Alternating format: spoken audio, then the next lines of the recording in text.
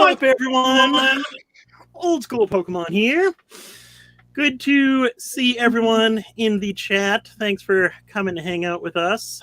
So tonight I'm joined by PalletTown Pokemon on my right. Chris, PalletTown Pokemon, and then on the bottom of the screen, Crystal Pokemon, Brennan.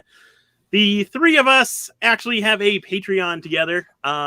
So if you guys are ever interested in checking that out, I have a link down for it in the description.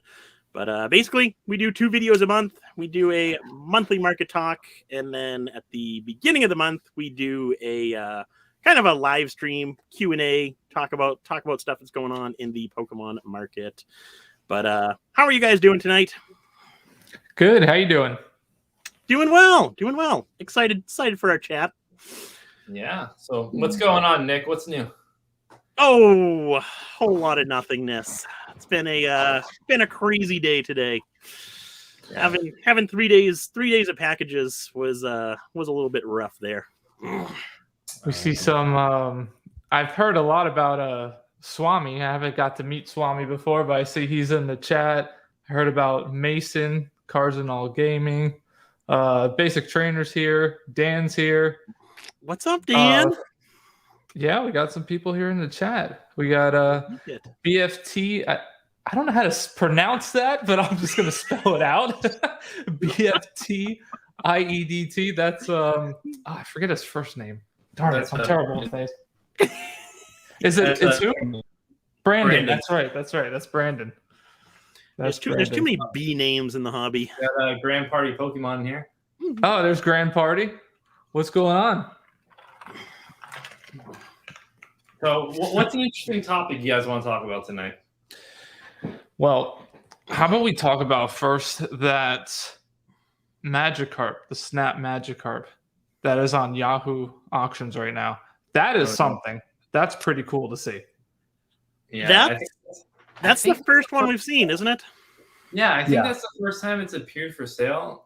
The weird thing is that they do have one that sold on Card Rush, but it's just like a stock photo of it. So they had like all of the Snap cards listed on their website, and they all say sold. But their sold stuff could be on there for years. You know what I mean? It doesn't really have like a certain date of when they sold, and it's just a stock image. So I'm not sure how legitimate it was, or maybe they just put that out there to like fill out every rare card and just kind of make it look like that and fill out the site. But that's like the only thing that I had about one, and that one was like, I think that one's sold for $19,000. They had it listed with all the other Snap cards all at the same price. But do you know when it was? What? Do you know when it was? No, I don't. There's no dates on there of like when it sold. It's just on their like sold history, just on the front of the page. But this is apparently like the first actual one to be brought to the public. Yeah, I don't know what it's gonna do on auction. I mean, I think there's 4 bids on it now, and it's in the upper 30s now. Yeah, it's at like I think like 36 or something like that. Yeah. That's an interesting one though.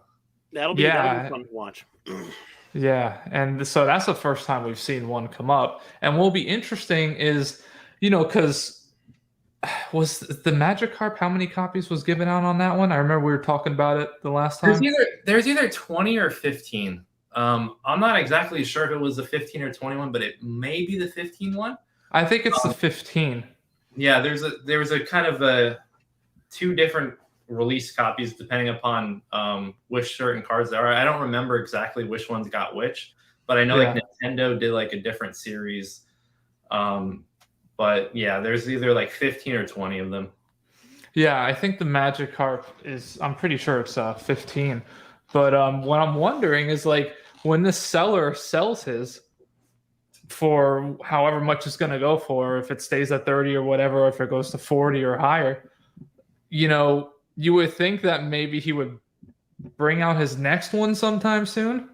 Well, the thing is that I think it's Book Off or something that's selling it. It's kind of like it's like a consignment shop on Yahoo Japan. So it's almost like, and I think they had it on their website too originally, and I think they had it on their website for around 30,000 buy it now or something like that.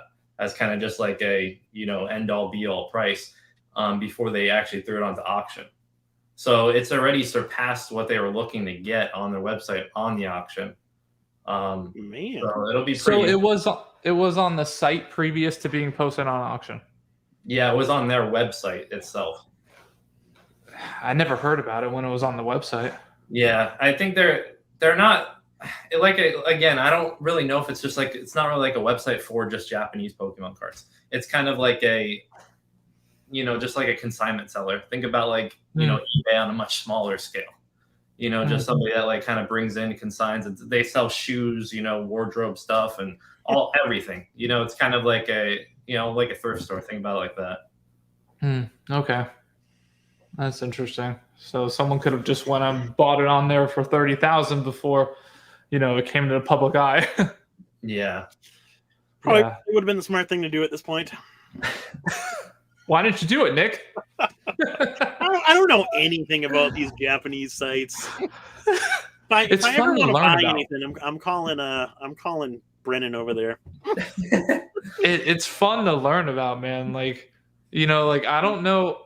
I've learned a lot from talking to Brennan at Crystal Pokemon about all these Japanese things, all the sites, all the cards, and everything like that. It's just I've always been more of a set card guy, like you have. Yeah. But obviously, you just like take a new appreciation to the Japanese side and the product and the actual like rare items and everything that's hard to find. It's cool. I really enjoy learning a lot about it and everything. I got discouraged because when the what's that sketch Pikachu, when that came out in the Pokemon Center, I thought I was going to be smart and finally set up a BrownEyes account, and I went onto the Japanese Pokemon Center, and of course by the time I figured all this stuff out, they were sold out of all the good stuff. So like all the packs and stuff were all sold out. But so I told myself I was going to place, I think you had to spend like $15 and you got one of those cards for free, or maybe it was 20. I can't remember.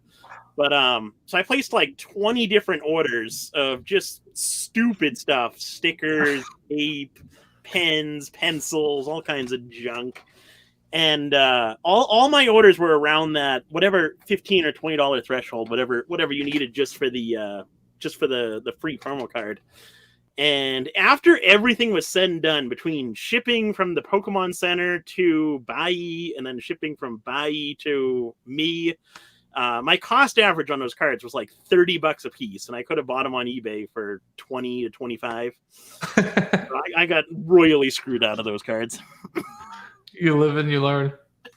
Yeah, that's the thing you got to be careful with too, is like when you buy on those websites, like most of the time, like they'll charge you like a $30, $40, $50 shipping fee, so you can't really buy anything cheap. Or if you do, like you have to make sure that you keep buying and you just save up for like that one shipping at the end of the month, you know, to where it's actually gonna be worth it. Otherwise, yeah, you can definitely get screwed like that. Basic Trainer wants to know who wants to go in on this Magikarp with him. He's looking for 29 spots. we're gonna start raffling the Magikarp. Yeah, exactly. Oh God. Oh jeez. Yeah, and if any of you guys in the chat have any questions that you want us to talk about, feel free to ask, and we can definitely talk about whatever. We don't really have a set topic for tonight. We just thought we'd come on and hang out for a bit. Nathan says, I don't know what you're talking about. Some background images, perhaps. I don't know. Is there a way to? I don't know if there's a way to get screen sharing or something on here. I'm not even sure. Yeah, there is. I don't know if we. I gotta pull it up first. Does one of you have it open?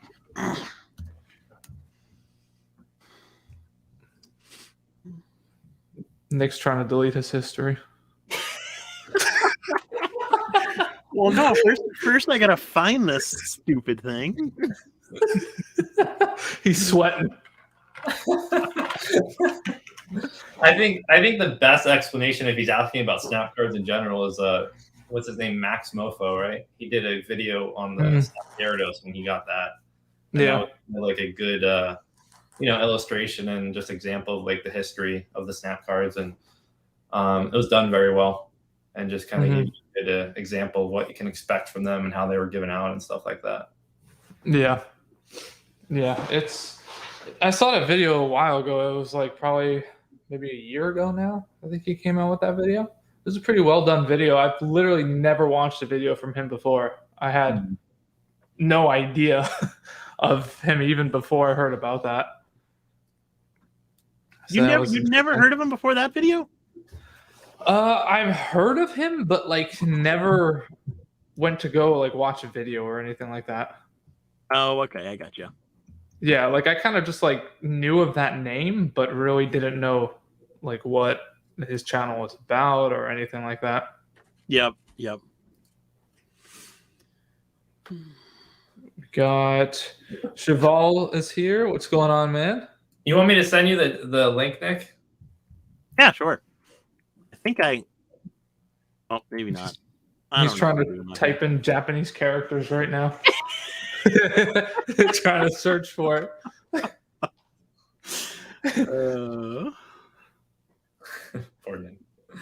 Yeah, I can't see it. If you want to send me the link. Yeah, I'll send it. Or if you have it pulled up, I can have this screen share you. I just copied it into the chat. Brandon, I don't know what happened, David.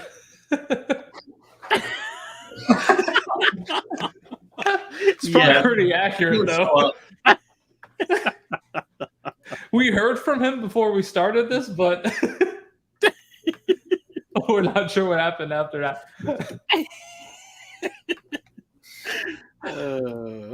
Did that work? There we go. So now I got to figure this out. We're trying to get that picture pulled up for you, Nathan, so we could show you what that Magikarp looks like. There we go. Share screen.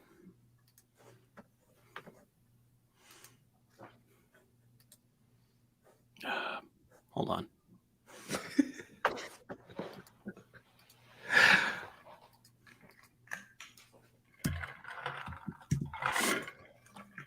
As soon as you pull it up, Nathan's going to be like, oh, yeah, I saw it a while ago.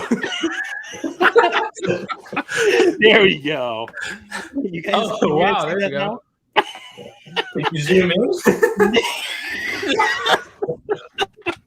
Got my glasses over here. Good lord. Can't see anything, Nick. Oh, wow, that's better. That's the best you're gonna get there. We're running on a low budget operation here. Yeah, as you see, we still have the StreamYard icon in the video. So that's the Magikarp we were talking about. We got a mom who said, "Hearing Nick's laughter saved me from seasonal depression." That's what we're here for. We're here to just talk about Pokemon and just have a good time and save you from depression as well. But yeah, Nathan, this is good the to see you in here, though. Talking about. So yeah, what is it at? 36,000 now? Yeah. Yeah, 36. Yeah. Yeah. I'm not a big fan of that artwork either. Well, I mean, it's not really much of an artwork. It's not about the artwork, Nick. It definitely is. I could take a way better picture of Magikarp than that. Way better picture on your little Nokia phone. Hey, I'm talking about the actual snap. Some of us. I've been playing that a decent bit over Christmas. Finally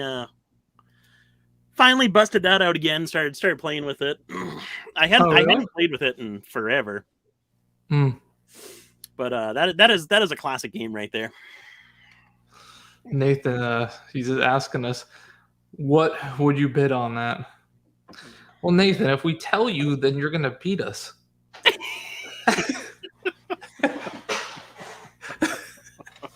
No, we can't. Well, I'm not bidding on it. I don't think anyone here is actually planning on bidding on it. Yeah, I mean, who knows what it's going to go for? I mean, we haven't seen one sell before, but could go 50, 60. I don't know. So I would say probably somewhere in that range. How much longer did it have on it? Like 3-4 days. 3 or 4 days. That's going to be interesting to see where that ends up. Days left on it. Yeah. So, what did you guys?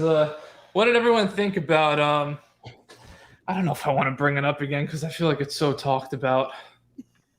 But I think I'm just going to bring it up. What did everyone think about the Logan Paul case? I'm assuming everyone thought it was going to be fake. After watching Rattle's videos, I definitely thought it was going to be fake. But before those videos, I really didn't pay much attention to it. Yeah, he did some.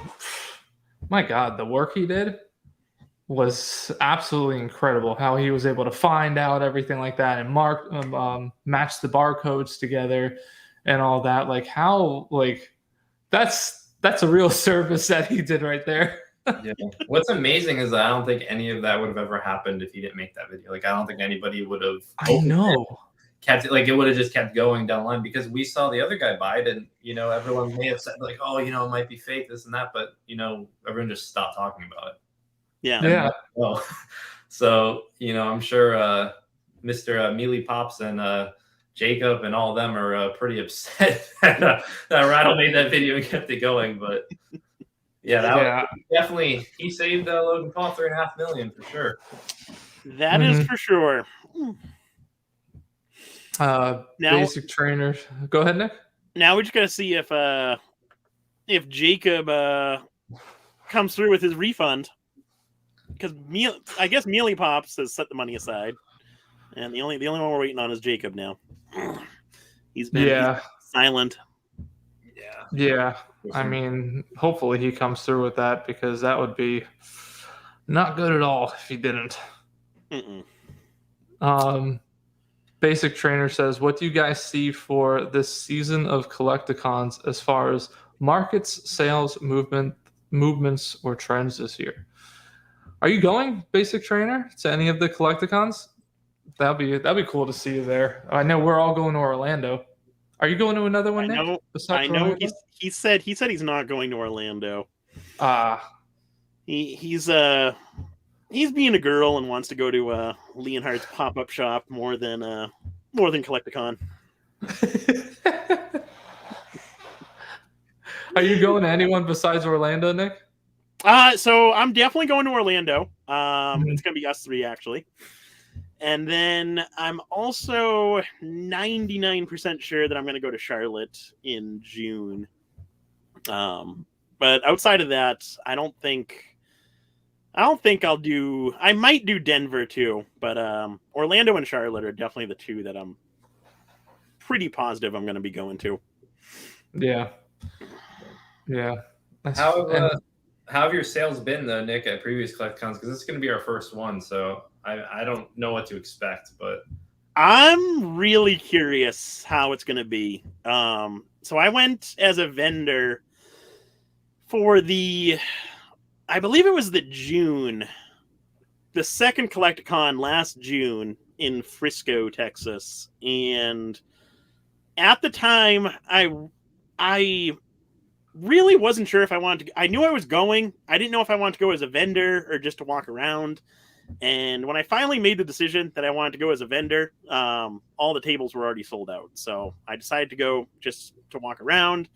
And then I actually lucked out and got one table with Gem Mint Pokemon. So we each split half a table at the event. And I actually did really, really good in sales. I was pleasantly surprised by that. I want to say I did about 6,000 or 7,000 in sales, just having one case selling. My average sale was probably $100, 50 to $100, somewhere around there.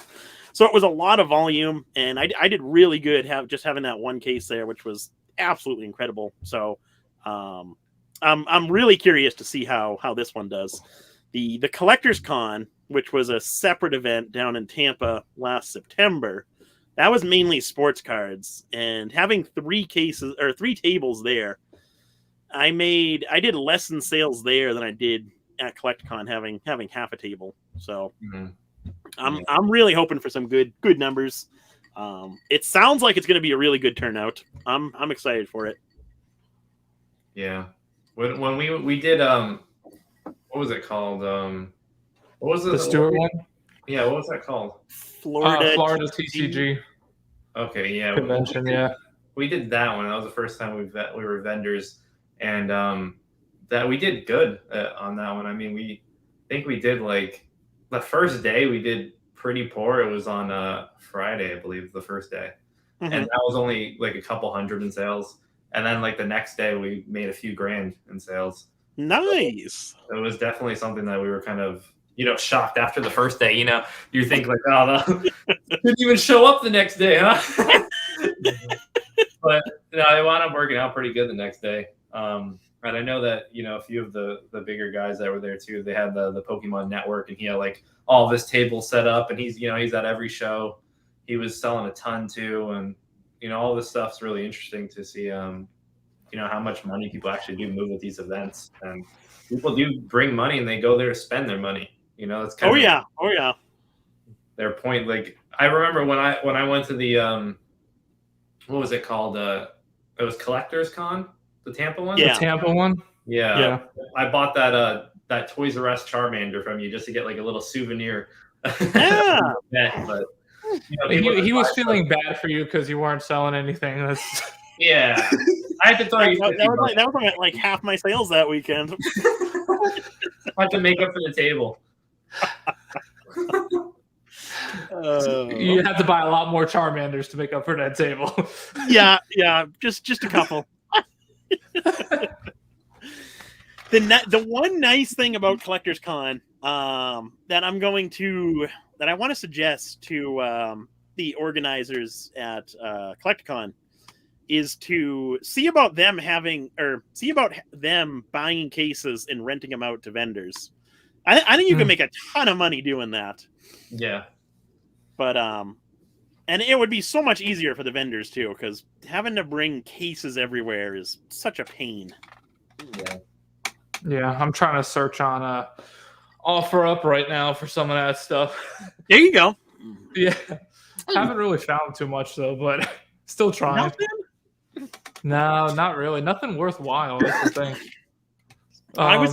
I was actually looking the other day when we were talking about that, and I found this sick, like it's like a 3-tier display case in the next town over, and the guy's asking like $25 for it.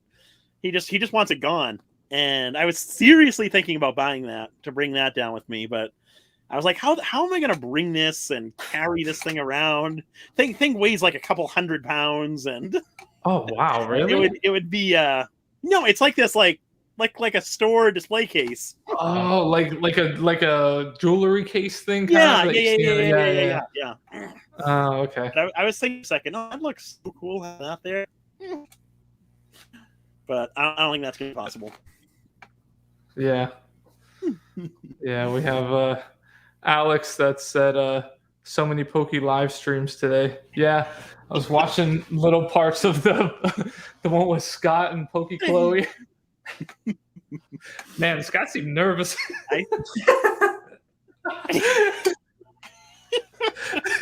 I didn't catch any of it. But he was like in the most awkward position in the little like thumbnail that I saw when I was scrolling through YouTube.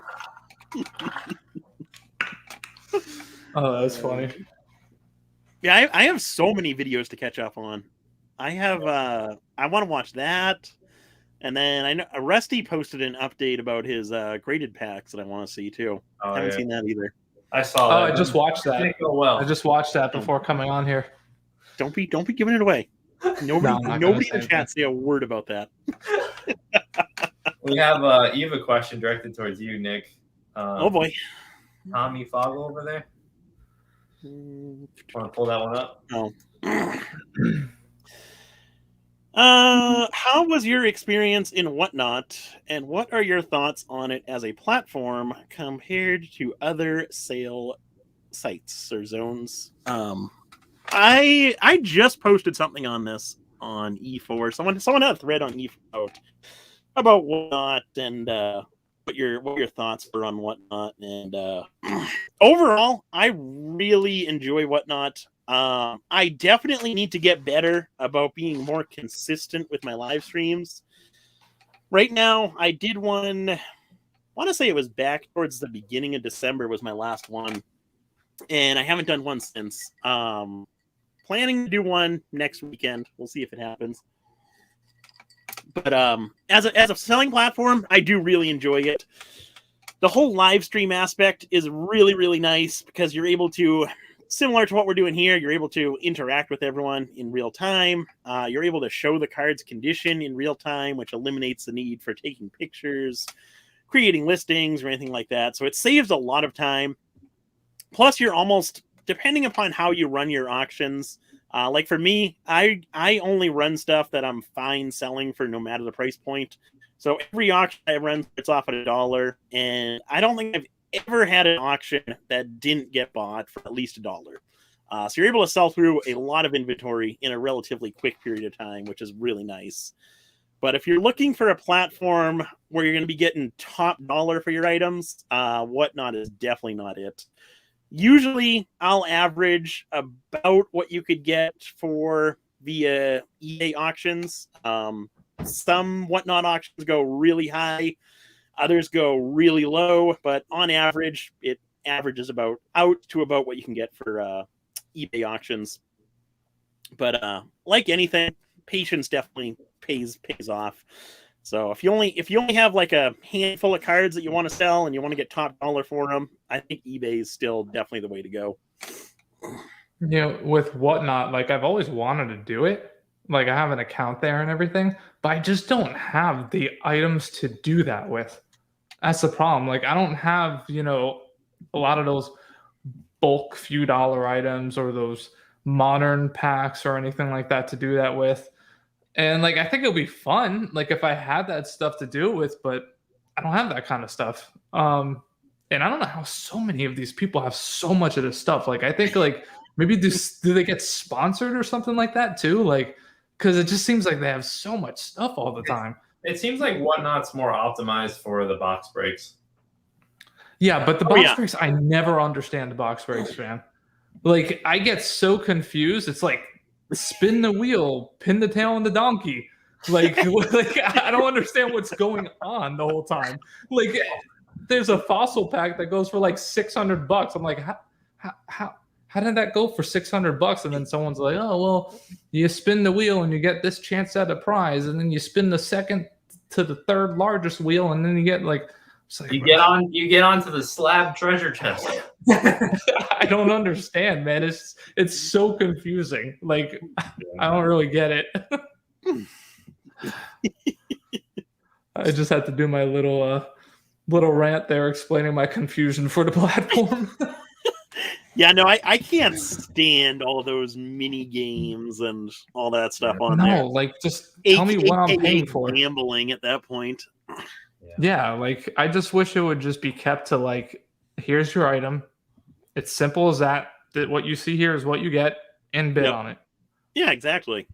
Like that. That's just, you know. But I guess, you know, they're trying to incentivize people to pay more for a specific item by gambling to having the chance at winning another item. At the end of the day, it's all about gambling, I guess, you know? I mean, that's what it seems like, to try to get people to spend more money, but I don't know if all streams are like that. My stream's not like that. Yeah, no. Yeah. Nick's not doing streams like that. I'm sure there's a lot of other people too that don't do streams like that either. It just makes it confusing to me, but it works, I guess. So we have a question from Grand Party Pokemon. He says, what do you guys think about the PWCC buyer's premium? So I think he's talking about on the, I guess now weekly auctions, because they always had them on the premier auctions. I think it's 20%. My thoughts on this, I thought that it was going to be okay. for the fact that I had bid on their premium, their premier auctions before, and they kind of give you like a whole breakdown before you bid. Like, this is what it'll be with buyer's premium, and you basically you can't miss it. What you're actually going to be paying. But then I watched Dan's video, Gotta Catch 'Em All, and he kind of did like a breakdown on. I think he went on like Golden, and he went on another one with Heritage, I think. And then he also went on PWCC, and it was super hidden. I didn't even see the buyer's premium until he placed the bid. So it looks definitely way different than their premier auctions look, and definitely not straightforward at all. And I think that that's kind of shady right there, and it's not a good look for them. And it kind of seems like they're gonna pump prices up like that and just kind of give themselves more money on that end. I don't think there's anything wrong with doing the actual buyer's premium, but just the fact that we're getting that extra 20%, it doesn't really make any sense seems to be doing nothing, different in the hobby, and, just getting paid extra money for that seems a little bit ludicrous. Yeah. And I don't like what they're doing is they're doing the auctions. It's weekly now, right? Yeah. Like it's just too much stuff. Like, I mean, well, I guess it might not be more stuff than what they've always been doing, but it just seems like it kind of just ends up being more stuff just on the market at all the time. Well, the problem is that it's too diluted now, because now it's going to be every week, and you're just going to be seeing it so much. And it's not like a lot of people have mentioned, it's not like one night where you just get to, sit back in a Discord or whatever and just watch it go live with some of the bigger, higher end items and stuff like that. But I'm sure some people will still do that for the higher end auctions. But like, for instance, like this week, there's nothing that interests me that's going on PWCC right now. And even the premier auctions right now, it's kind of all the same. I mean, they have a PSA 10 first edition Venusaur, but none of that stuff really intrigues me that much on what's going to happen with that. We've seen sales of those cards, it's nothing groundbreaking there. But I don't know.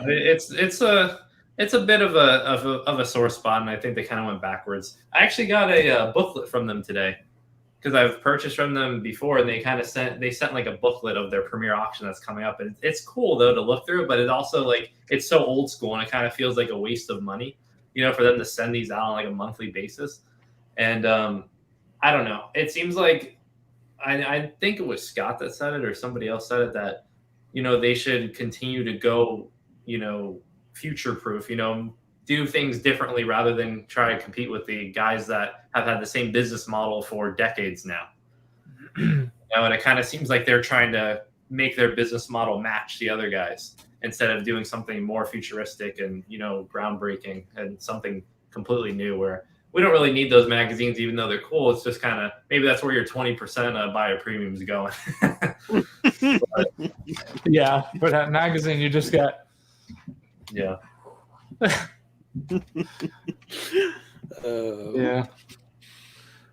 I think it's going to be the only people that are going to make out having buyers premiums is PWCC.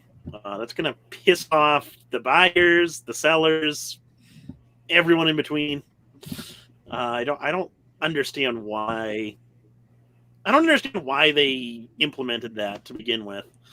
I feel like they're making plenty of money, just taking their commission on the sale.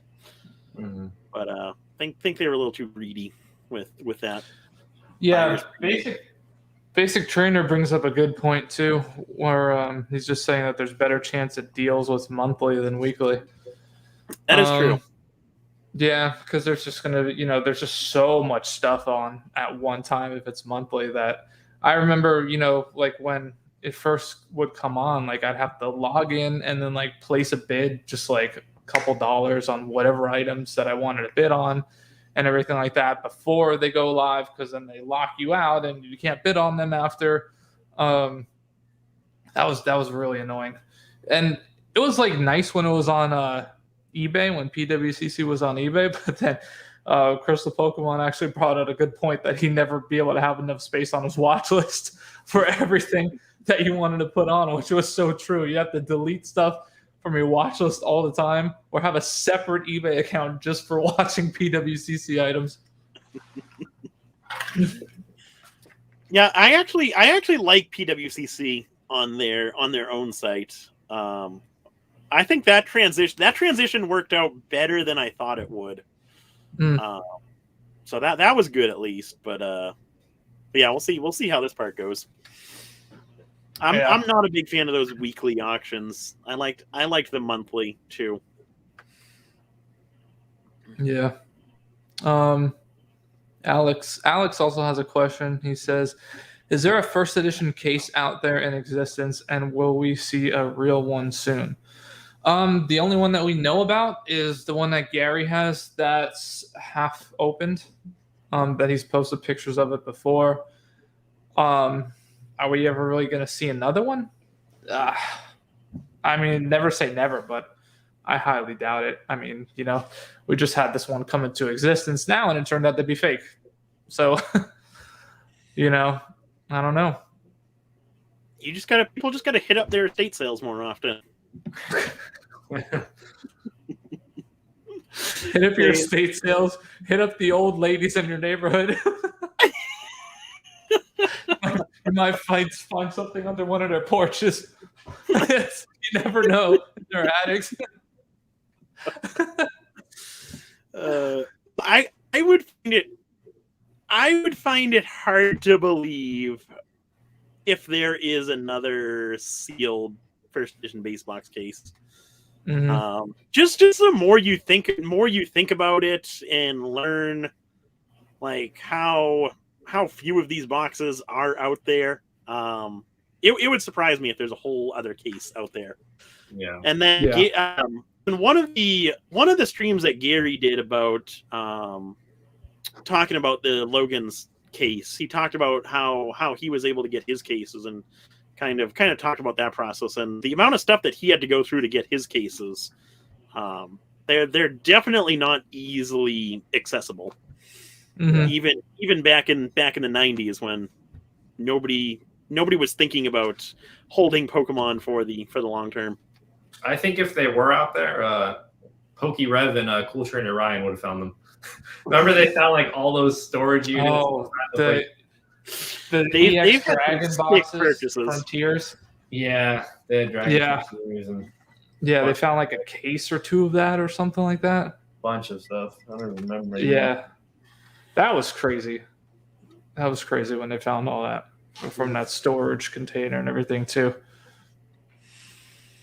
I've done a few of those. Me and my dad used to go to those storage locker auctions every once in a while, and we only went to, it was maybe like 3 or 4 of them, and every single one that we went to was just absolute garbage. There was nothing good in there. Well, yeah, I kind of wanted to try that too, but like, it's obviously you're gonna go to so many and not find anything, but hopefully one day after who knows how long of searching, you might find something worth $20.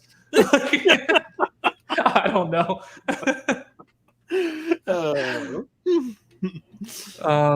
Cheval says, I personally wish things keep on dropping in price, even though I'm 1 or 2 days away from receiving my first graded return ever. Oh, that's cool. That's exciting, man. That's real exciting. That's exciting. That's really cool to be able to have that come back. I remember doing that with my cart when I had my first like PSA sub back. I was so scared about sending the PSA. Mm-hmm. Yeah. Imagine sending for your first time and like being like over a year. You'd be like, that would sting. I got scammed. Yeah. It's been a year. There's no way anything takes this long to come back. Yeah. That being your first experience. I mean, I was talking to Ludkins today because I bought a 20-day submission back in February of 21, and 20-day submission, we're a year out. So I'm like, what's going on over here? But yeah, it's still in research and ID. So it's kind of crazy.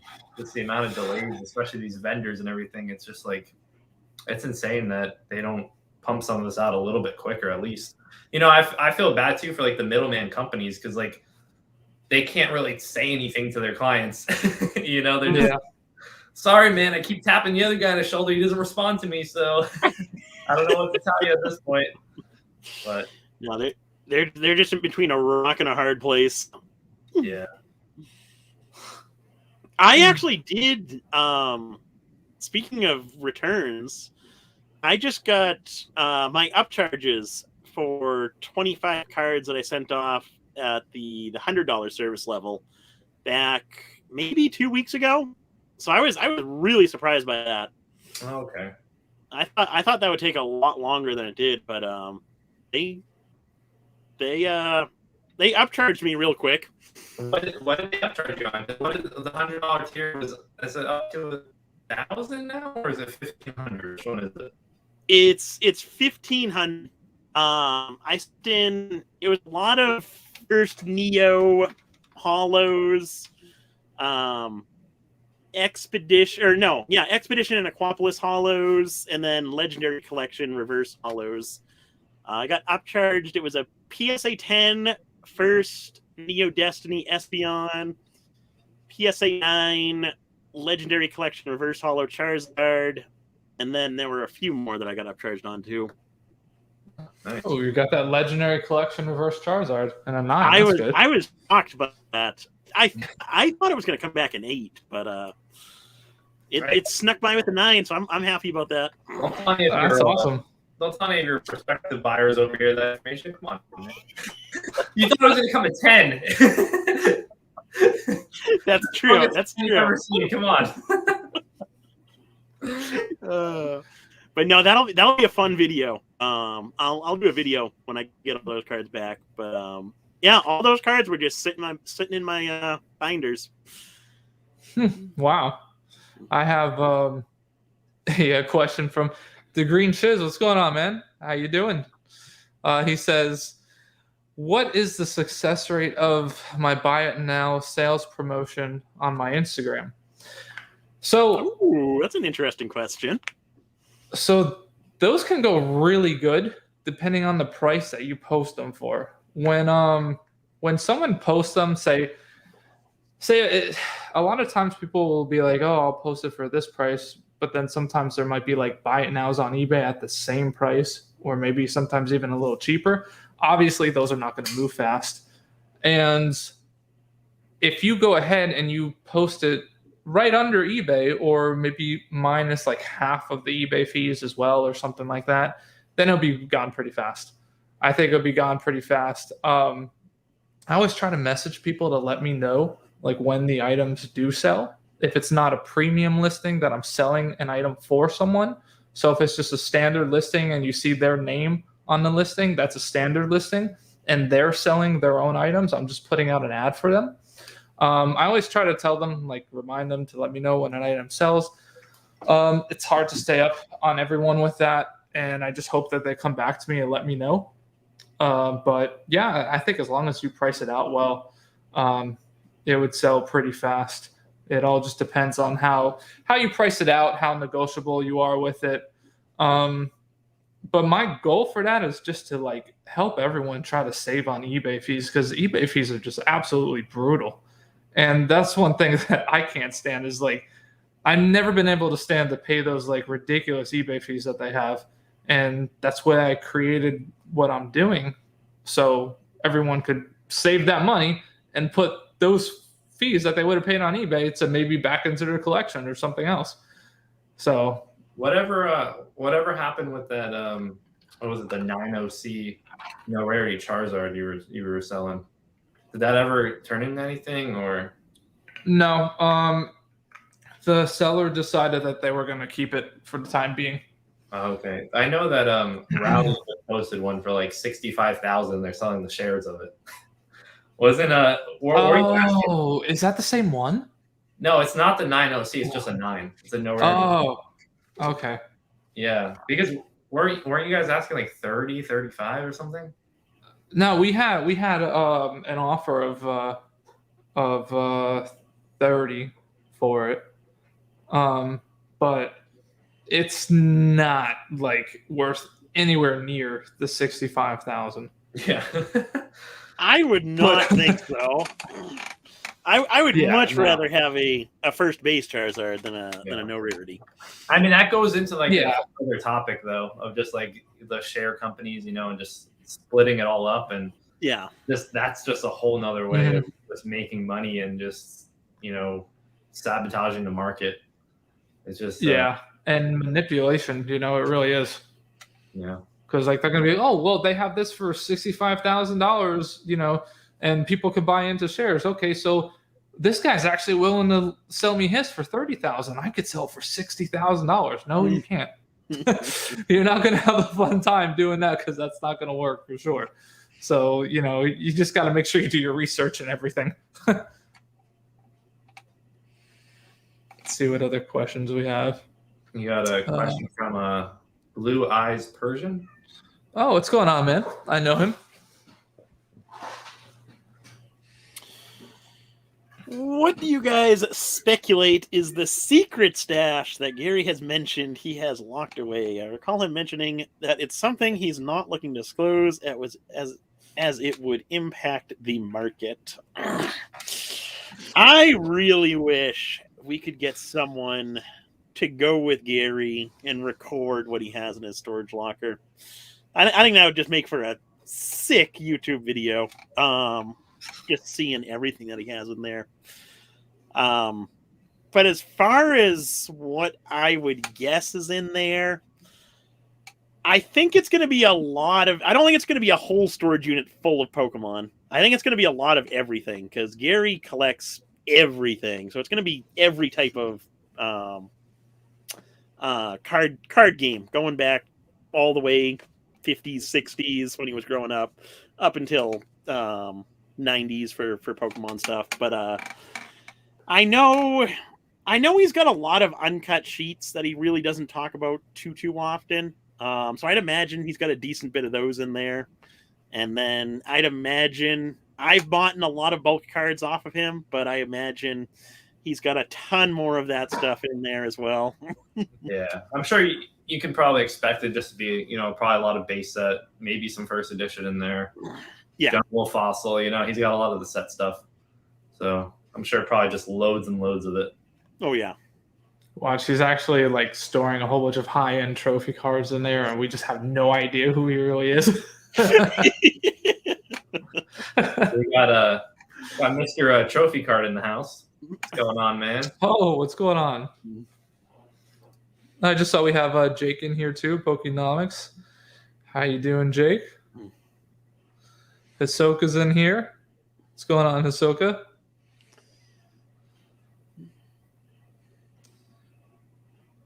Jacob more says, of this chat. Jacob says, "Can I ask what happened to PokeFuel YouTuber?" I don't even know who that is. I have no idea. I guess we don't know what happened to him. Yeah, none of us know. Gone. Yeah, he's gone. Evolved Collectibles says Gary's the largest GI collector in the US.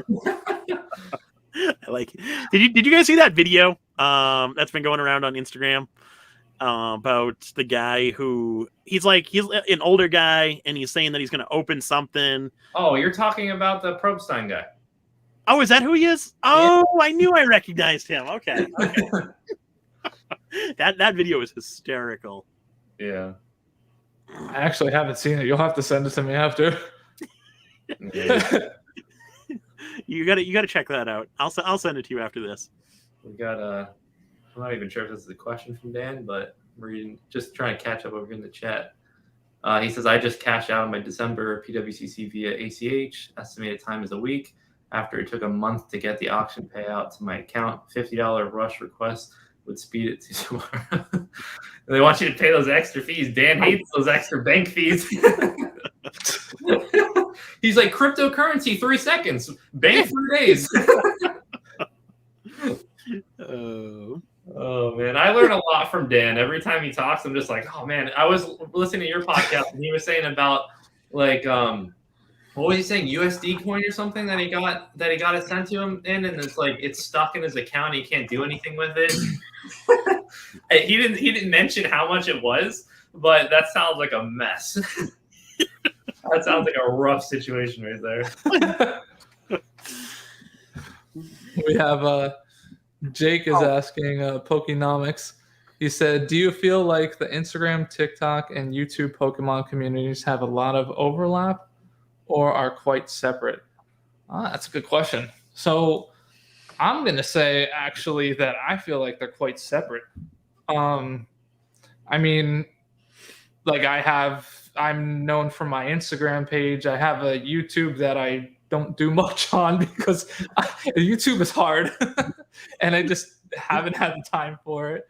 And TikTok, I can't make those type of videos. I feel like it's just, I don't know.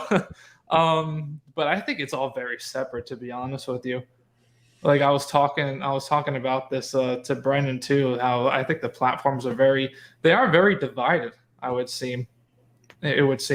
Like people that have a large following on Instagram, that doesn't follow over to YouTube, or YouTube that doesn't follow over to Instagram. The only like person in the Pokemon space that I could say has like a good amount of followers on both, like YouTube and Instagram, would be PokeRev. You know, he has like almost 100,000 on Instagram, and I don't even know what his followers on YouTube is now.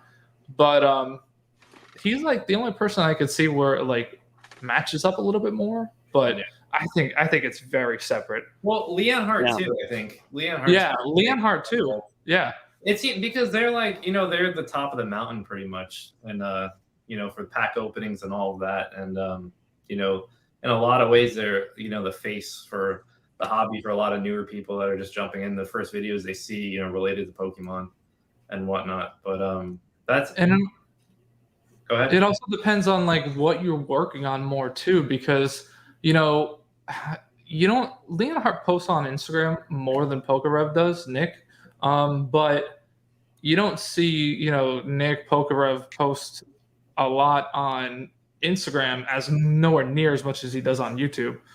It's kind of like, it's so hard to do both of them that you kind of just favor one more than the other. And that's just the one that grows more. The reason why I would want to do YouTube more is just because I just feel like it's a little more interaction. And like if you could do YouTube lives and stuff like that.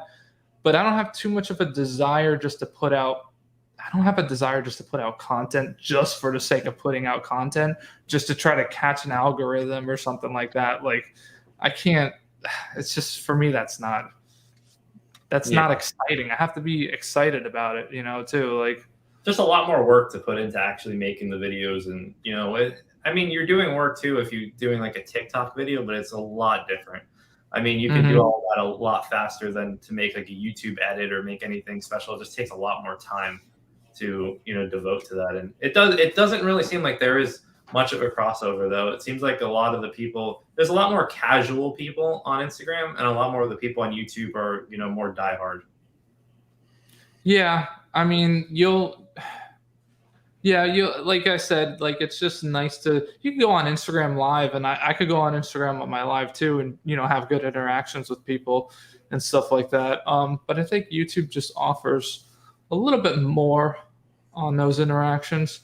And I know Jake knows about it too, by doing Patreon and then having a hangout group that you can hang out with everyone, and everyone can go on video and just have discussions together. That's a lot of fun that we've been, doing too. And that's so much fun because, you just get to freely talk with everyone about, Pokemon and what's going on in the hobby and everything.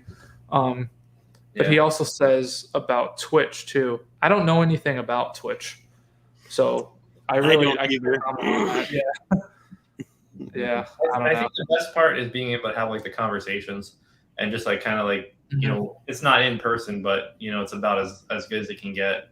And then also like what we were trying to do on Patreon is kind of bring in a guest. Like we're going to be having Jake and Dan on our next live, and kind of just bring in a new guest every every so often and just kind of make it, fresh and ask them some questions, have them kind of join in and give their inputs and have some discussions back and forth. And I think all of that is a lot more fun to do, not in person, but in video, rather than just like, Instagram DM or, TikTok and all those things. You can't really get as engaged. Yeah.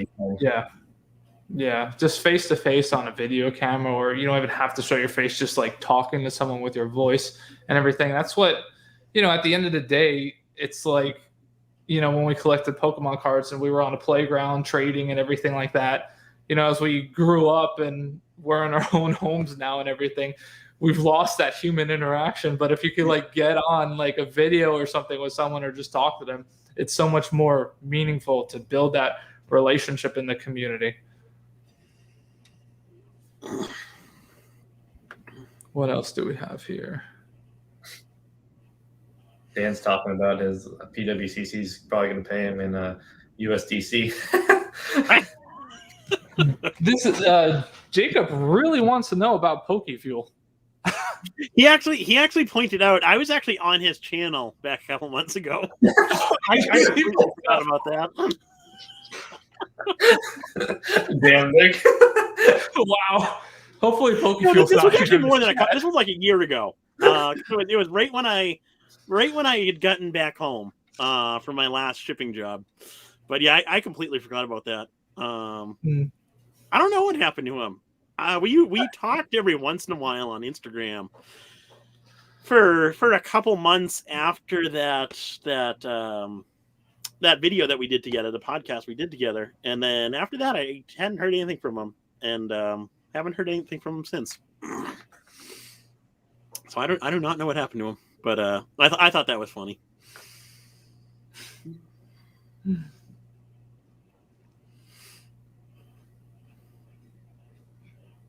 Just going through all this chat right here. real quick, Jake, 100%. You should definitely do more regular podcast with Poke Knowledge and Joe. Those are by far the best ones to listen to, in my opinion. Although the one that you did with Classics and Mason, that was good too. But Poke Knowledge and Joe, I love listening to those. Yeah, I like. Joe is always bringing out his printed papers of all the old trophy cards. He's like, "Hey guys, I got this one." He brings out a little binder and he's got them all printed out. He's just like, "This one, from 2002 or whatever." They got the colored ink paper. And, no, it's always interesting to see those old sales though and how cheap everything was, man. Oh yeah. It's hard to picture it because it's just like you're just so lost in the prices now, and you just see things, and it's not that long ago in comparison to how expensive it is. You're just like, if only 15, 20 years or however long, even 10 years ago, you bought some of these cards. It's just crazy the printouts he has and just what these things are going for.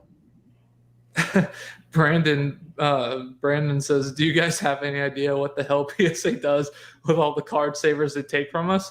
Yes, I do. Yes, they I don't know if I have one on me right now, but they make their own card savers, and it says like eBay on it or something too. So they're taking your card savers and they're probably making their own. That's probably what they do with them. They're repurposing them. Yeah. Like, I used to ask for them back. eBay on them. I used to ask for them back, and they would send them back, and then they just stopped sending them back. I don't know what. I know you used to be able to ask for them back. Yeah. Yeah, I used to get them back, and then every time they send them back, they put on this sticker that is like impossible to get off. Mm-hmm. So it pretty much makes it useless. You have to sit there forever with Gooby Gone trying to just like scrape it off your card saver. At that point, you might as well just spend the money on new card savers. I hated doing that. We got a good question from Hisoka over there. I'm so far behind on this chat. If you want to pin that one. He says, at 9:02 p.m. Yeah. Okay. He says, I'd like to hear what everyone's strategy is for taking advantage of the perceived crash of the market.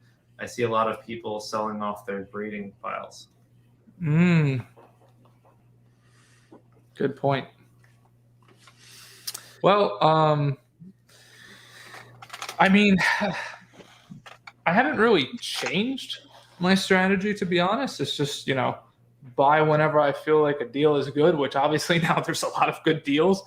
But obviously we're all human and we all feel like, oh, like, is this going to be down another 5%, 10%, 15% next month? That's if you're trying to flip it. If it's for your collection, it doesn't matter as much. But if you're doing this for a business purpose and you're just trying to resell the item, yeah, that does come into account. But like, I always just think that, so here's a good example too. So I bought, I said this on our Patreon the other day. I bought a first edition Charizard ungraded, and it was $2,000.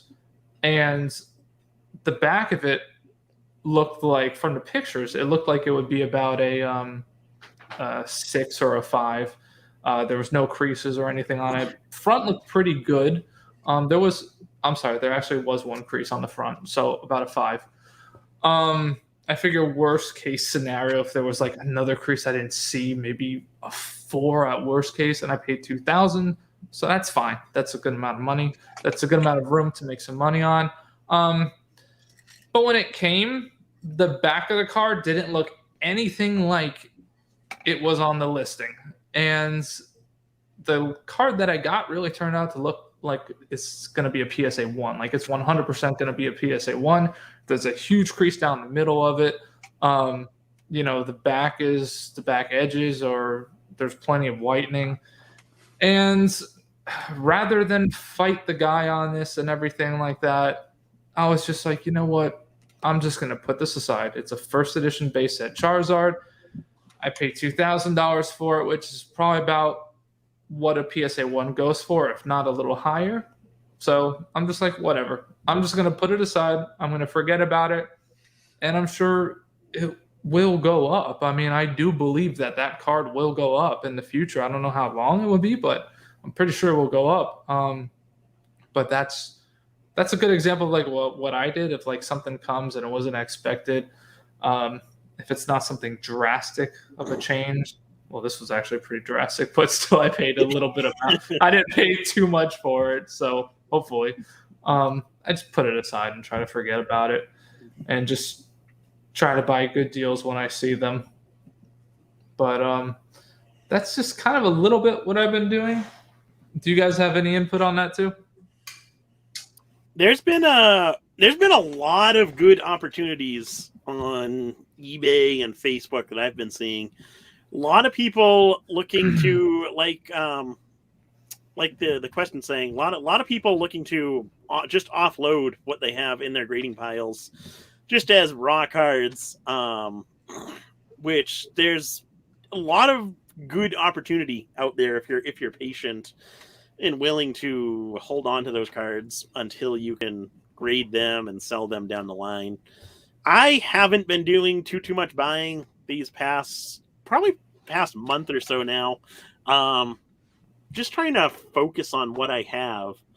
And I will say pricing has gone down quite dramatically, but the consistency of sales that I'm having is actually really surprising.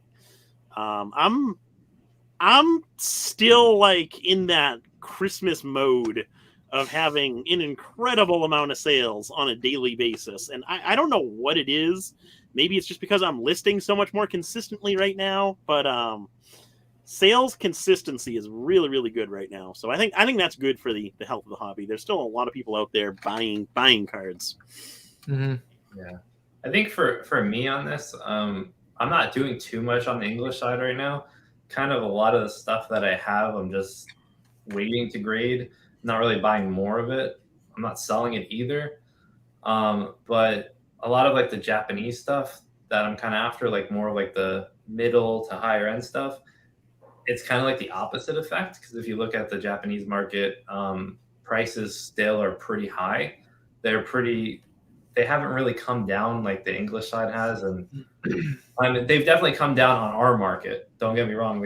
Prices have definitely come down on eBay and this Western market, but the sellers in the Japanese markets, they're very reluctant to lower their prices. And there hasn't been that many good deals. Like a lot of the things that like you can get, like I was looking at some of the mysterious pearls, and on Macari and Yahoo Japan, they're like $3,000-$4,000, and you're looking to get a 9 at best, and you can get that on auction on eBay for much cheaper, graded PSA 9. So a lot of these things, it's just not equal, and I don't really know which side's gonna, is the Japanese market gonna eventually go down lower, because there's not much margin right now, and either it kind of makes more sense just to pick up the already graded example on eBay, have a much easier transaction with that buyer protection and everything there, than take your gamble, no buyer protection, buy it and gets a PSA 6. You know what I mean? Yeah. So, yeah, it's kind of it's in a weird spot for some of those markets, but you do find those good deals, once in a while, but majority of it is still a lot higher than it should be. At the end of the day, it's all about supply and demand. The more people panicking, the more stuff listed on the market, the lower the prices are going to be. Yeah. When everyone thinks their cards they keep going up and everything, everyone's going to hold more and the prices are going to go up. And, people don't tend to know how to sell, when they should sell, and when to buy, when they should buy. When you feel the fear in the market, that's the time when you're supposed to be buying. When everyone's happy and it's like, oh my God, I'm going to get rich now off of Pokemon cards. Well, that's time that you sell to that person that's really happy. But, even though I'm saying that, it's still hard to always follow that principle. Like I get caught up in sometimes too. Like I have a bunch of first edition base set hollows that I should have sold, at the peaks. And now they're worth a fraction of what they were before. But Pokemon is still a great IP, and kids today are collecting it. So who's to say it's not going to keep doing well in the future? I mean, that's just the way I see it, and I love it at the same time too. So I have a lot of faith in it going forward. So if you have good opportunities to buy stuff, I would definitely take it right now. All right, we got to bring Nick to shame over here. I was going to pull that one up next. We got to bring up the the cart question. Oh God! I actually, no joke, the other day I was food shopping and I literally brought my cart back, especially because I thought of you, Nick. I was going to say, yeah, I was going to say last night I did the same thing, and I dropped it off right in the front of the store. I just grabbed my bags out and walked to the car without the cart, because I always think about it now. Now I always think about it. I know. I think it's hilarious. I can't really remember what I did before. I wouldn't leave them in the parking lot. But like where I live, they have a lot of like just in the parking lot. They have like the cart. What do you call it? Like they can just roll. Yeah, the little cart station where you can put your cart at. Yeah. Yeah, I don't usually have to bring them all the way back to the store. But yeah, I mean, I hear Nick just throws them into people's cars. He just watches them roll down the hill. Car that looks the most expensive and just huck it over to him. Finds a nice Rolls Royce and just goes. No, that whole shopping cart. I don't even know where. I forget where that came. It was in one of our podcasts, but I forget how it came up. And that's been like the most memorable portion of our podcast. I've gotten so many Instagram stories now about shopping carts, and then it's even made its way over to eBay. Let me figure out how to do this again. So here we go. So my eBay feedback, someone actually left a feedback. Does have great cards and service, but doesn't return his shopping cart. You're gonna get negative feedback soon. I dented my car. That is great. I got a kick out of that one. Yeah. So we have a podcast fan on my eBay. Oh my gosh. That person deserves a pat on the back for that comment. Nick tries to throw him so hard he sets off the car alarms over there. I didn't park near that guy at all. I'm gonna make a game out of it and start posting it on Instagram. You get points for making the car alarm go off, points for snap lights. If you were good at social media, you'd start recording yourself just putting your shopping carts back. Just say nothing. Just do that. Nick will be on TikTok. Yeah, exactly. You'll be trending at this point. There we go. Oh man. We have I don't think I'm skipping any questions, but I'm trying my best. We have Bacon and Hex saying, do you guys find it concerning that sales has increased 55% last month, highest recorded, but the total sale value of last month is staying the same according to Pokemon Price? I haven't looked at that. I have to actually go look at that on Pokemon Price. Yeah, I haven't seen that either. Yeah. So that sales has increased 55% last month, highest record, but the total sales value of last month is staying the same. Well, there's been a whole lot more on the market, I could tell you that. Yeah, I mean, that could be a lot of factors, though. Could be like less, higher end cards are selling and a lot more. Yeah, exactly. Yeah, it could be more people getting back bulk from PSA, and it's just like unloading bulk and everything like that too. That could be the cause of that happening. And I mean, the value is not going to really rise when you have so much bulk going out and stuff like that too. It's just, it's hard to tell what it actually was that sold. That's kind of a hard benchmark to measure. I mean, you could have had about that trophy Pikachu that Scott auctioned off, for 128 grand. Like that will throw your month off. Yeah. That was last year, but that's a hard benchmark or a metric to go by. Yeah. Nick, you have a question from Poke Knowledge Cards.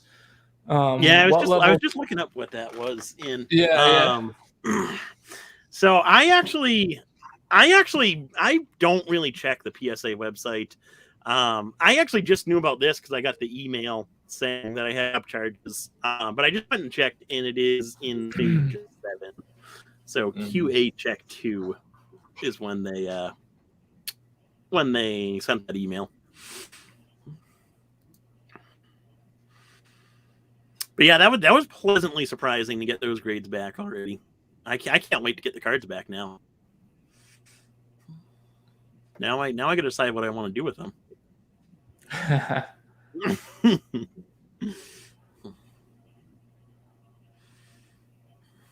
Still going through the chat. Yeah, I know. I'm trying to look for a question on here. Yeah, I'm very far behind here.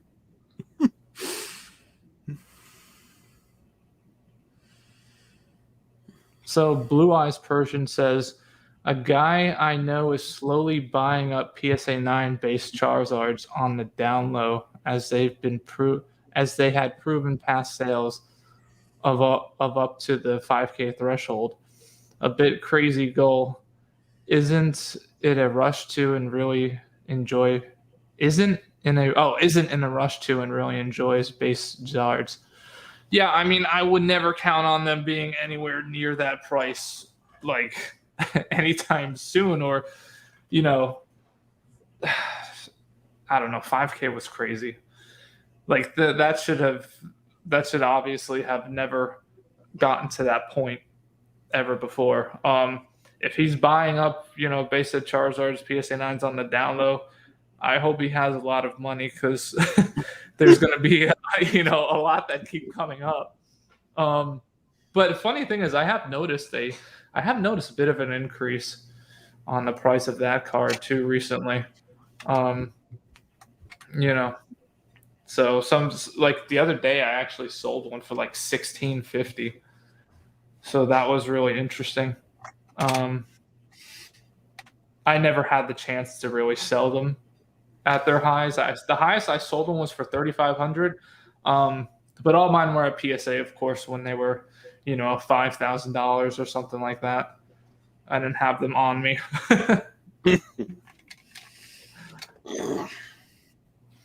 But yeah, he's going to have a lot of money to keep buying them. But I don't know. I don't know what's going to happen with that card, I mean, it's been holding at the price it is at right now for quite a long time.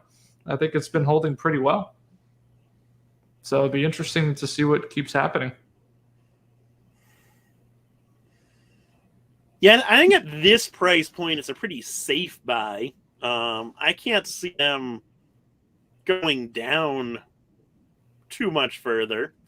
I think that mid, like 15, 16, that range right there, I think that's a good price point for them. So if this person is able to sit on them for a long, long time, I think it could play off good, but or play out well for them. But you got to be able to sit on them for a long time. I personally feel like the card. Yeah, I personally feel like the card could be in the, hitting right at 2K, and that would be fine for that card. Maybe other people feel differently. Maybe some people think that's way too much or too little, but that's what I feel like for that card, that it should be around 2K. So I'm going through the chat, but it's just a lot of back and forth. People saying that they have a lot of cards to grade. So a lot more is going to be coming onto the market. I'm coming down to almost caught up. We have Hunter Lawson over here at 920. He says, our card price is going to rise again in the next couple of years, you think? I mean, that's kind of hard to say because it just really depends on what kind of card you're talking about and like what are the fundamentals of that specific card. We can't say like, all Pokemon cards are going to rise.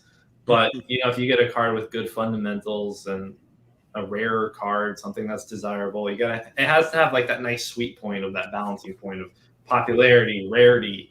Maybe it's a little bit difficult to grade. It's got to be at least fit a lot of those categories to be more of your safer investment or something to hold long term that I think will do better, in the next few years. But a lot of the other cards, a lot of your modern cards or stuff that's just so abundant is probably going to go down more. A lot of those, even just like, I know Dan always talks about it. He was selling so many of those first edition Jungle Eevees. And a lot of people were selling, the starters and all that stuff. Like that stuff tanked tremendously. But they could still keep going down, there's probably so much of that out there. So, if you're talking about your rarer cards, it's like there's so many different categories that you can be buying in and kind of a much different experience with. So it really just depends exactly, the specific card in question. You got to think too, like none of us could have predicted what happened in 2019, 2020. Like who would have ever have predicted that? Okay, base set Charizard is going to be 5K plus in the next few months. Like, what? Like, who would have predicted that? It's like, it's just so absurd to just think that, that could have happened. But hey, it happened. So there's plenty of crazy things that can happen. And sometimes, honestly, like, you just get lucky with it. And if you held a certain card for that point, then you could take advantage of that time. And but it's way too hard to predict anything. But overall, in the long run, if you think about how popular Pokemon is and how kids today are still collecting it, like, yes, it's going. I believe that these items will continue going up within the next few years.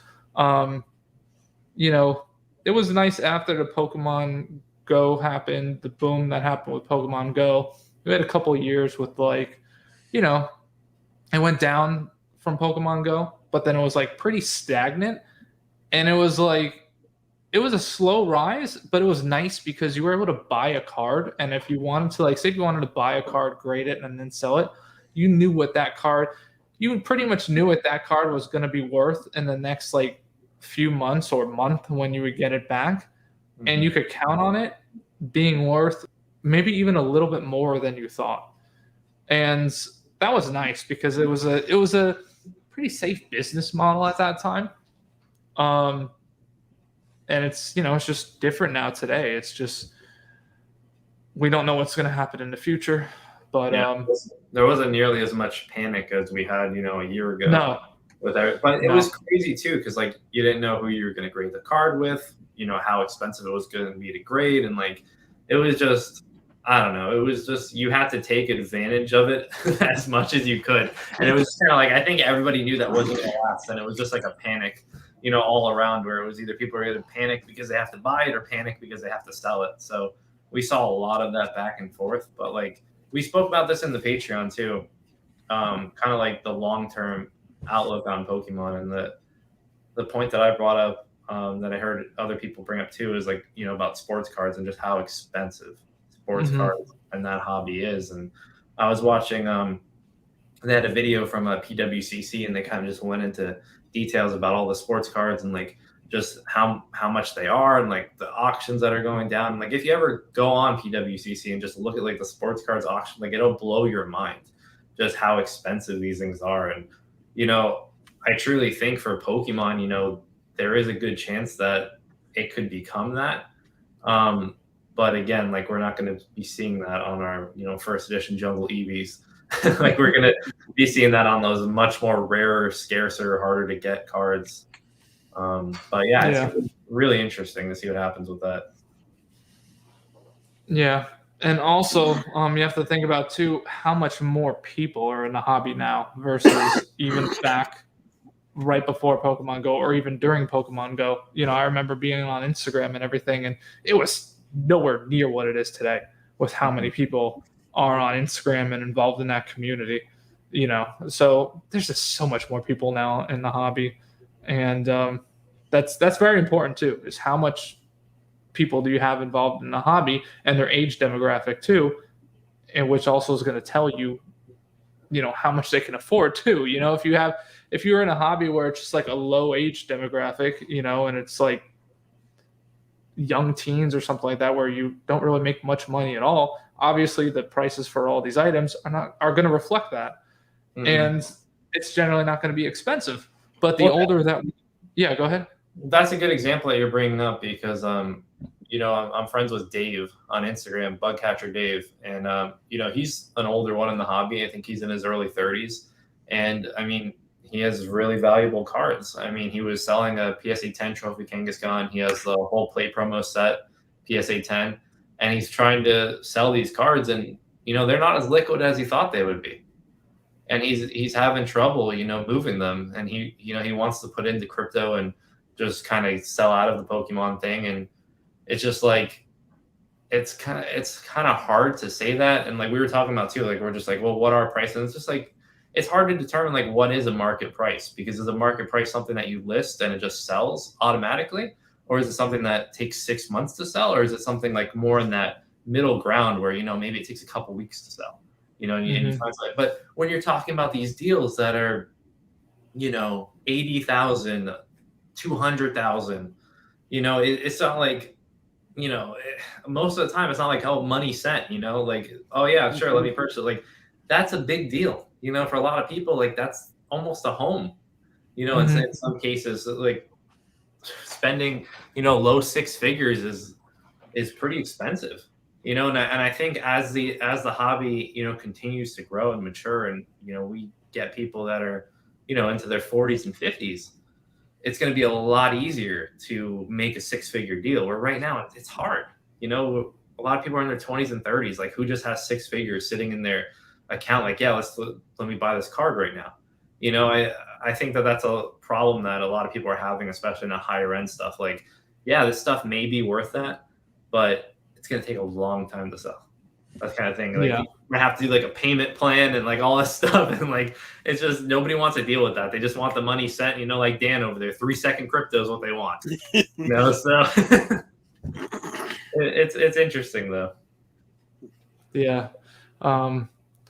Blue-Eyed Persian actually brings up a good point, saying something like that he passed on a PSA 9 first edition Neo Genesis Lugia for 400 back in early 2020. Now you'd have to spend about $3,000. Yeah, like, we kind of forget how far we actually have come as a hobby in such a little amount of time. That is so true. So sometimes you really just got to step back and think, yeah, like, the market seems negative right now and everything like that, but step back and really just look at these prices of what they were like maybe even 2 years ago or something like that, and they're still up a lot. and you kind of forget to think about that. And now, he says that you'd have to spend about $3K. Yeah, they're about $3,000. And personally, I had sold one for, it was either 6,000 or 65 before, and I have a couple of them, and at $3,000, I just put them away. Like, I'm not willing to sell them at $3,000 just because I do believe in that card so much. And it's also one of my favorite cards, so so I'm a little biased on it. But yeah, so I don't mind holding that. And when it gets to 6K again, if that happens, then I'll sell another one. Like I'm not thinking about selling that card right now. And that kind of goes back to the point of what I think Ahsoka was bringing up when we were chatting about, what you're doing in this current market and stuff like that. But yeah, that was a good point that he brought up there too. And he also says back in 2007, they were PSA 9s were about $90. Yeah, so think about that. Everything seems negative, but back in 2017, they were about $90. And I think I had sold one to you before, Brennan. Yeah, I think I paid $175. Yeah, I think you paid something like that. Yeah, probably like 2018. And I remember it was like when they were like 7K, it was kind of tempting, but yeah, man, you should sell me back that Lugia. I'll give you $200 for it. Make a little extra profit. All right. Now that's what people need to remember.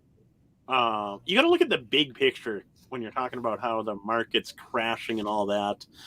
If you compare it to like summer 2020 to now, then yeah, the market is absolutely crashing. But if you look at like the big picture from like I got back in 2009. So if you go 2009 till today, we've seen a fairly steady growth. Sure, there's been ups and downs and all kinds of that stuff, but it's been a fairly steady growth overall.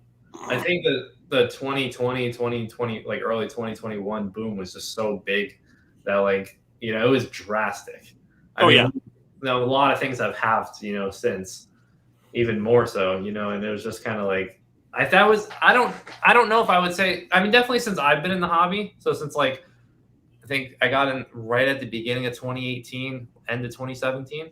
This is probably the biggest peak like I've been through, where it kind of just like jumped out of nowhere, and then now it came back down. But yeah, most of the time that I've been in the hobby, it's been pretty like a steady incline, and then we just saw like treadmill all the way up over there. So that was wild. Oh yeah, that was a crazy time for sure. John says, "Why is Nick not talking?" I guess maybe we should shut up and let Nick talk more. Maybe we're talking too much. Sorry about that, John. Yeah. Nick's laugh just comes in. They're just not letting me say anything. They're being mean. Oh man! I saw another question on here. I saw something about somebody was asking if they opened a PSA economy today for the members. Yeah, I saw that. I saw that. I don't think they did. Yeah, I didn't see anything from PSA. Wow. They had the whole lottery thing. Maybe did they do another? I would think it'd be too early still to do another lottery drawing or whatever. Yeah. But yeah, I think we got a ways to go before we see them reopen economy. Or yeah, the economy is a $50 tier, right? Yeah. Mm-hmm. Yeah, I think we got a ways to go before that happens. Hollow Ponyta says he sold his PSA 9 Crystal Charizard in 2016 for $700. Feel free to laugh. It's worth like 8 to 10K now. I mean, hey, we all do it. Like, I've sold PSA 9 first edition base set Charizards, for I remember buying them graded for $1,800 and selling them for $2K a little bit above 2K. You know, we all do it. You can't beat yourself up over that. I mean, that's funny that he brings up Crystal Charizard though, because that was one of the cards that like I was really excited to get when I got back in the hobby. I didn't even really remember it very well, but then when I saw it, like I just really liked the artwork, and I personally think it's one of the best Charizards. And that was one that like I just kept posting like willing to buy threads on like E4 and like all this stuff. Like, I was just looking for one anywhere I could get one, and luckily I found a raw one that came up for like $900, and I got that, and I graded it a 9. So that it's still in my collection. That's something that'll stay in my collection. But yeah, I was really fortunate to get that because those ones just, it doesn't seem like they come up very often. That seems like a pretty hard card to find raw, at least in good condition. Yeah, I mean, you see Gold Star Charizards come up more, Yeah. you know, than you do of Crystal Charizards for sure. Yeah. I've told this story numerous times, so everyone in the chat's probably going to be sick of hearing it, but hopefully not. My biggest John wants you to talk. my biggest regret story is when I was first getting back into Pokemon.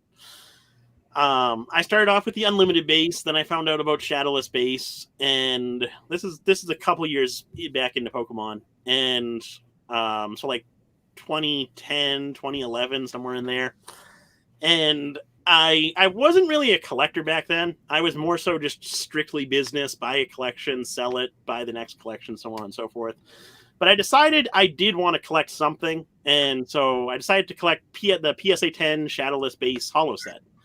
Back then, all those cards were really, really cheap. You could buy the holos for $50 to $100 a piece, and really cheap. So I had about half of that set. I forget which cards exactly I had, but then I bought the PSA 10 Shadowless Charizard off of eBirdman for, I want to say it was $400. It might have been $500. Wow. And then I had that card in my collection for a couple years, a year or two, and I finally sold it off for doubling my money, which I was really happy about. But I sold it for about $1,000 at the time, and that card is worth a whole lot more than that today. Do you know who has it? I do not. Nope. I tried going back and looking for pictures of it, because I'm terrible about deleting like my eBay pictures, but I cannot for the life of me find it. That'd be fun if you found out who has it now. That'd be cool. Like, hey, give me back my Charizard. Yeah, someone did well with that card if they still have it. Yeah, that was to this date the best card that I personally have graded myself when I was able to find one and grade it as a 10. And I still have the card. Like I'm not selling it because it's just like it's just so cool to me that I was able to grade that card, and it's it's just special to me. Yeah, I would definitely hold on to that for as long as possible now. Yeah. See if we have any more questions here. Here's a good one. Facts, Pokemon ranking number 2 in total graded cards. I'm glad they're starting to introduce these numbers. I think they're cool to keep track of. Just to kind of see what's being graded out there, because before a couple months ago we really had no idea. It was just more or less just a guess of how big of a percentage Pokemon was to PSA's business.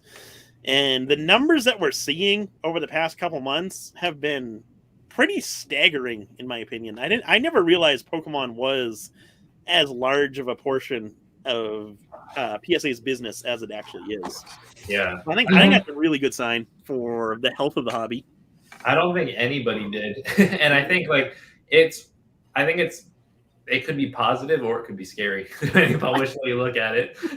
Because you could just think like, wow, there's a lot more cards that are going to come back than I thought. Because everyone's just like, oh yeah, Pokemon's such a small portion, you know, the cards graded at PSA, like they're not even looking at us, you know, they think twice about the sports guys and then they think about Pokemon. But I think it goes to show that we do make up a big chunk of their business. And yeah, there's a lot more cards being graded than we thought. And that means that there's going to be a lot more cards being sold than we thought, too. Oh, yeah. It's going to be interesting to see what happens. I mean, I know a lot of people have been saying this, you know, since we started having these issues with PSA and, you know, the backlog and whatnot. But it's going to be a lot of those, like, more common cards that are going to keep coming back onto the market. And people probably aren't even going to be able to make up the grading fees on them, you know. So it's going to be interesting to see what happens. And I think you're going to see a big divide between like the higher end stuff and the lower end stuff. And you're going to see, it's going to be like, oh, well, that's an investable Pokemon card. And that's, you know, that's junk. Like you're going to see a lot more of that going on, but I think it'll be interesting. Yeah. I think that, I think it shows you how important Pokemon is and how strong it really is, you know, as far as the TCG goes too. And how, you know, you can have faith in Pokemon because of just how popular it is and how much people honestly love it. And, you know, so I think it's going to do very well based upon, you know, the ranking system they came out with too. I think that's really cool that they came out with that. Mm-hmm. Yeah, I like how they're being more open and transparent like that. We have Marco's here. What's going on, Marco? He just got a good deal on one of my auctions. He says, he brings up a question here. He says, do you see value in autograph cards? I heard Arita does not do the sketches anymore next to his signature. Ooh, that's interesting. I didn't know that he's not doing the, you know, sketches anymore next to his signature. Back before COVID started, I was trying to go to the Collective Con, I think that's what it was called.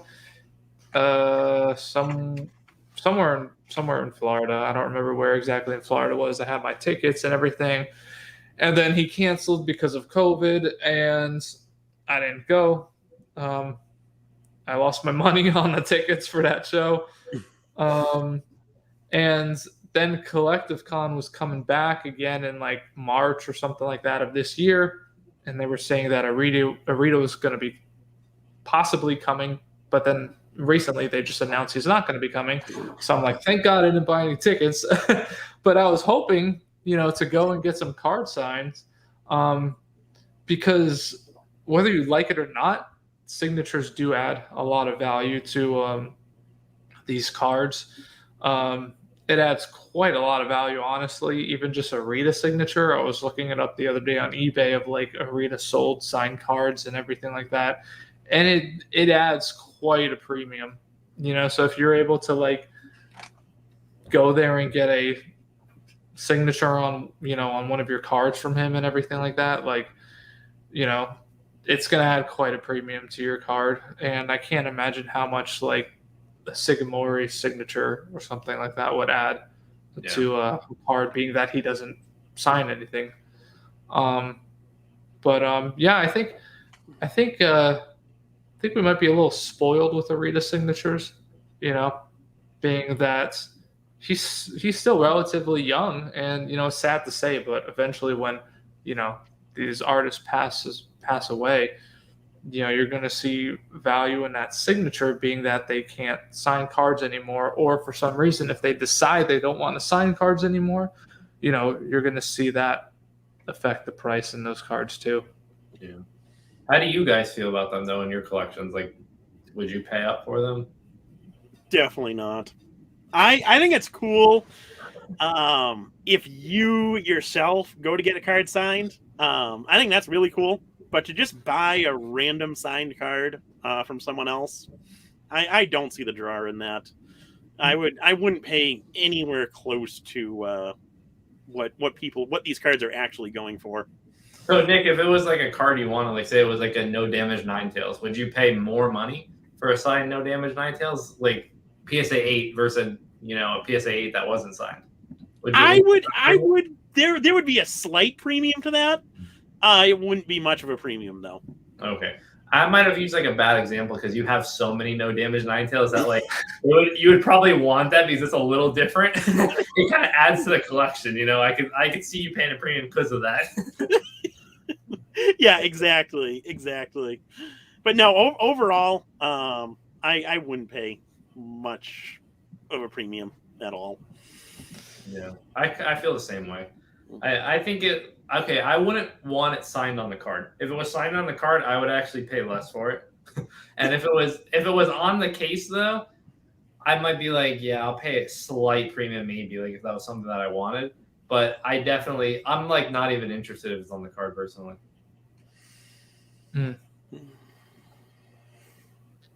We also have a question from I think that's how you say it, Redig or something like that. Reclamation, and says, what do you guys think of what people should hold on to now? Personally, I think I've said this a bunch of times. High graded shadowless first edition hollows. I think they've gotten hit pretty big in the down market, and I think you're seeing some of your best deals on them right now. They're probably going to end up seeing. I mean, sometimes when you see PSA 8 first edition hollows go for like $600-700, like that's just like, it seems like a no-brainer, honestly, when you see them going for that cheap compared to what packs are, you know, or even them in raw condition. They're going to go for more than that. So that's what I think. Also, some gold stars in PSA 8 condition. You see them go for pretty cheap too. I think people should hold on to their CGC cards. Oh yeah, yeah. You guys trash the CGC card market. People start talking about like one time it's like, okay, now CGC's just like they plummeted now all of a sudden. They were going low. I think you're gonna get good deals on them now for sure. Yeah, they were going low, and then Nick comes out and Dan, and I'm not buying CGC anymore. Titles their videos done with CGC. I actually have a good video coming out later. I still have to record it, but a good video coming out later this week. Talking about that exact same thing. So CGC pricing is going to go down a little bit further. Oh man! Oh come on, Nick. Nick, it's true though. Nobody's gonna consign any CGC cards with you. You just lost your CGC customers. Yeah. We have a hollow ponytail right here. He says, "Do you guys ever dabble in importing Japanese Pokemon products via a proxy service?" That's all you. Yeah, so I don't think anybody else here has besides me. No. Yes, I have imported stuff via proxy service. On Buyee, though, you can only go up to, I think you could pay up to 900,000 yen, which is like $8,200. So they cap you at that, and then initially you can only bid up to like 300,000 yen, which is a little over 2K, and then you have to like kind of like request a higher limit like per auction. So it's not just like you get the limit raised and then you're good to go. It's only on that specific auction, so you always have to request a higher limit. It's been a good experience, but you just got to be careful with what you're buying. Like if you're buying something from like a zero feedback guy and like you can barely see the pictures and this and that, like if you get something that's dented, scratched, or crumbled up, and or just completely not even a Pokemon card, like you're done. Like that's it. You're not getting any kind of buyer protection or anything like that. You can pay through PayPal, which I do use, but the thing is, though, if you do get something that's really bad and you try to open up a case through PayPal, you can do that. You will most likely get your money back, but you will also most likely get banned from using that proxy service again. And they do like IP ban you, and it's just a little bit harder than just trying to make a new account and this, that, and the other thing, because at the end of the day, then that company kind of gets screwed with it because they middleman the deal, for you. So it just gets really messy if you're not buying from somebody that's going to be reputable or something that you can trust. So if it's too good to be true, I would be careful of it. I also have bought like through using like personal middlemen, and that's been really good.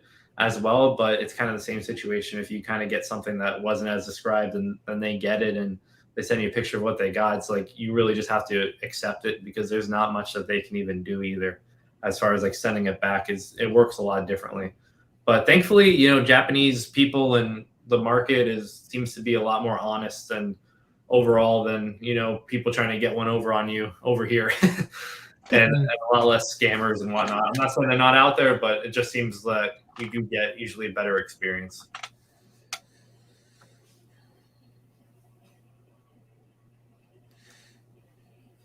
What else? Have you guys done anything with MetaZoo? I know Dan and I talked about this before. No, I mean,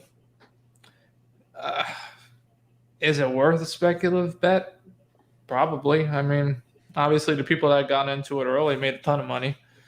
I mean, if you really like it, you know, then okay, but I wouldn't like, it depends on what you're talking about, like investment, you know, or just having fun.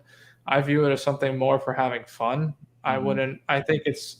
I think for investment, it's way too hyped. And it's already way too high to the moon to be able to really say that it would be a good investment. But he also says that he should probably take the profits, sell, and finally get that Neolugia. Yes. Yeah. No faith in MetaZoo over there. Yeah, I think that it's tough because I don't think a lot of people have, like, there are some people that like it, but at these prices though, like, they're wild. Like, I think a lot of the stuff is like, you know, it's like the same thing with crypto. You know, people like it because it's $40,000, but when it's $18,000, $20,000, people don't like it as much. You know, so if these boxes have, no, people aren't going to like it as much. You know, so it's like, honestly, I'd probably rather put my money into crypto right now and do that. You know, something you could sell immediately. You know, if you start seeing a dip or go up, then something like this that I don't really enjoy. You know, it's a little bit more of a hassle to get something physically and have to sell it. I'd rather, you know, put my money into Tesla and hedge my bets like that if it's just about, you know, making the money and putting into something else. Because I think for a lot of us, Pokemon's also about enjoying it and just having the cards, and that's why we kind of do the extra step of actually having to get something in and ship it out and all these things. But if I can just do something digitally, like sell a stock or sell crypto or do anything like that on my phone instantly, I would much rather do that than buy, you know, a MetaZoo box that I have to do that with and worry about scams and all of this stuff, you know, that goes along with that. But it's my opinion on that one. Yeah, I've been doing one of each booster box outside of Kickstarter. One of each booster box, one of each theme deck, just to have them. But I'm really not too big of a fan of MetaZoo myself. So I don't think I'll ever get into it either, or get into it really, really hard anyway. Yeah.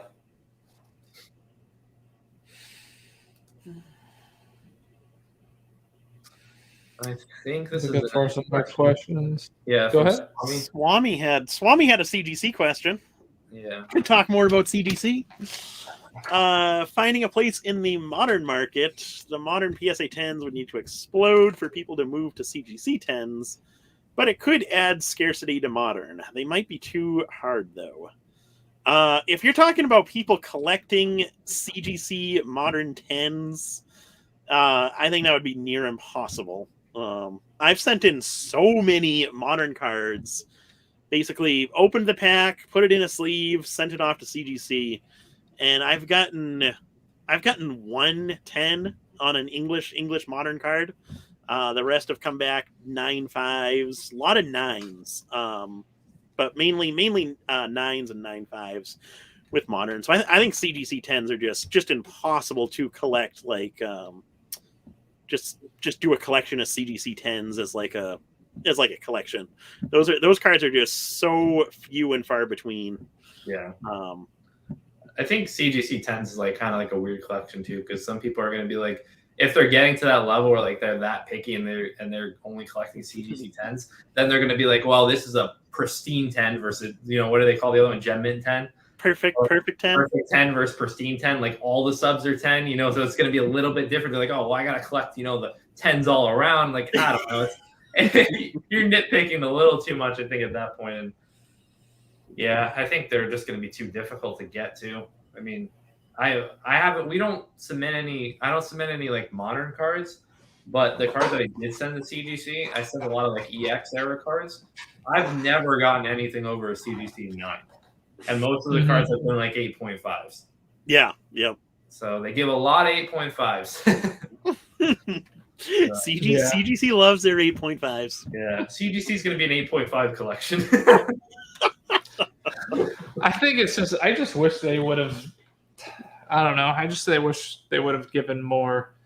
Not been so harsh with trying to get a 9 and everything, because like previously, like getting 8.5s like from PSA was always like, oh my god, that's the one grade you always hated, and then now like that's the most popular grade in CGC, because it kind of just like put a bad taste in your mouth, you know. If they would have just like, you know, weren't so difficult to get a 9, and I'm not really talking about modern because I don't really have any experience in grading modern. I'm talking about you know, vintage stuff and everything like that. Yeah, I think I just wish they would have been able to give out 9s. I was able to grade a CGC 9 first edition Neo Genesis Lugia, which I think is pretty cool. That's nice. Yeah, that's definitely a tough one to grade with CGC. So it's like when you get a CGC 9 first edition Neo Genesis Lugia, it's like it makes you feel like then, being that's in a CGC case, it should have a little bit more of a premium because everyone knows how hard it is to get that CGC 9. Well, yeah, definitely. I think what Chris, you and I were talking about is that like I don't think CGC should be like just like banned, like, oh, we're not using CGC anymore. You know, I think it should be like it has a place in the market.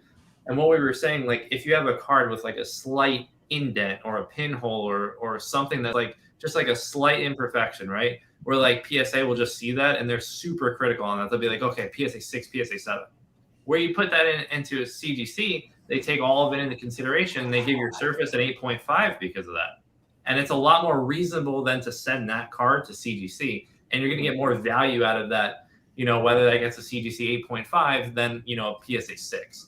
Mm-hmm. You know, that CGC 8.5 should have more value. So it really goes to show that it should be like, depends like your selection of cards that you're selling. Like every company, I think, has a place. It just really depends what the card looks like. You know, what's kind of your best bet sending it out to where to get the better grade. Yeah. And, you know, I think that's what not too many people think, you know, that detailed into it. And they kind of just, you know, do it all broadly. And they're just like, oh, we just got to go, you know, PSA. But, you know, when your PSA card has that little pinhole or that little line indent or something really small that you didn't even see, and you get that 6, you're going to be pretty pissed that you sent it to PSA.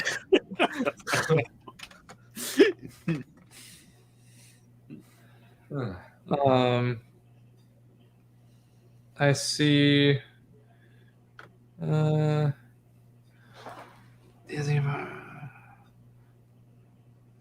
Do you guys think more people are into Pokemon for the money or for the love of Pokemon? That's way too hard to say. You know, I mean, it just depends on how long they've been here. You know, I think it depends on where you look too. Yeah. Like if you're looking on Facebook, the majority of people there are all about the money. Yeah, like, you know, if you see people that had been here for a few years or something like that, like, you know, they actually love it and it's not just all about the money. Or if you see someone that's been in it for a year and then Pokemon goes down, they came in during the hype, Pokemon goes down, and they're like, see ya. Well, then, yeah, they were probably more about the money. You know? I mean, usually the people that have been here for the long haul, you know, care about Pokemon, but then the people that are, you know, in here quick, it was about the money. And, you know, they're trying to sell off now, and we'll see what happens there. But I think Professor Oak, I just had his question here, but now I feel like I lost it. Oh, he says, he's very curious how many hobby people will sell on eBay this year compared to last due to the tax changes this year. Yeah, I mean, it doesn't affect you. Like, it doesn't affect me or someone who's been doing this as a business because you're always supposed to report taxes. Even if you made any money, you're always supposed to report taxes if you made any profit. This is just going to double down on the people that, you know, that were just getting away with not paying taxes. Yeah. You know, and maybe it's, if they didn't have a business and it was just a hobby for them and they wanted to sell a card to get another card, well, legally you were always supposed to pay taxes on that, you know, but the threshold before was like 20,000 or it was 200 items. Yeah.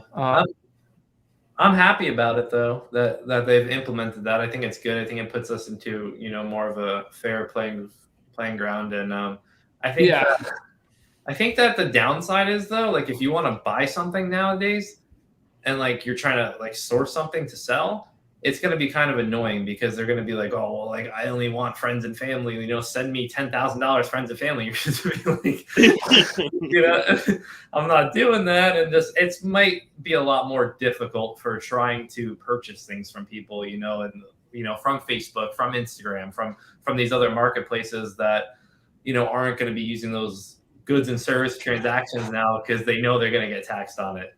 But I heard that like, you know, everything's doing like Venmo, Zelle, and they're going to try to make like different like categories of like family and friends. But I think they just need to like, they really need to crack down on this family and friends thing. Cause we've been hearing this for so long that in some categories, like, oh, if you do too many family and friends payments, your account's going to get banned.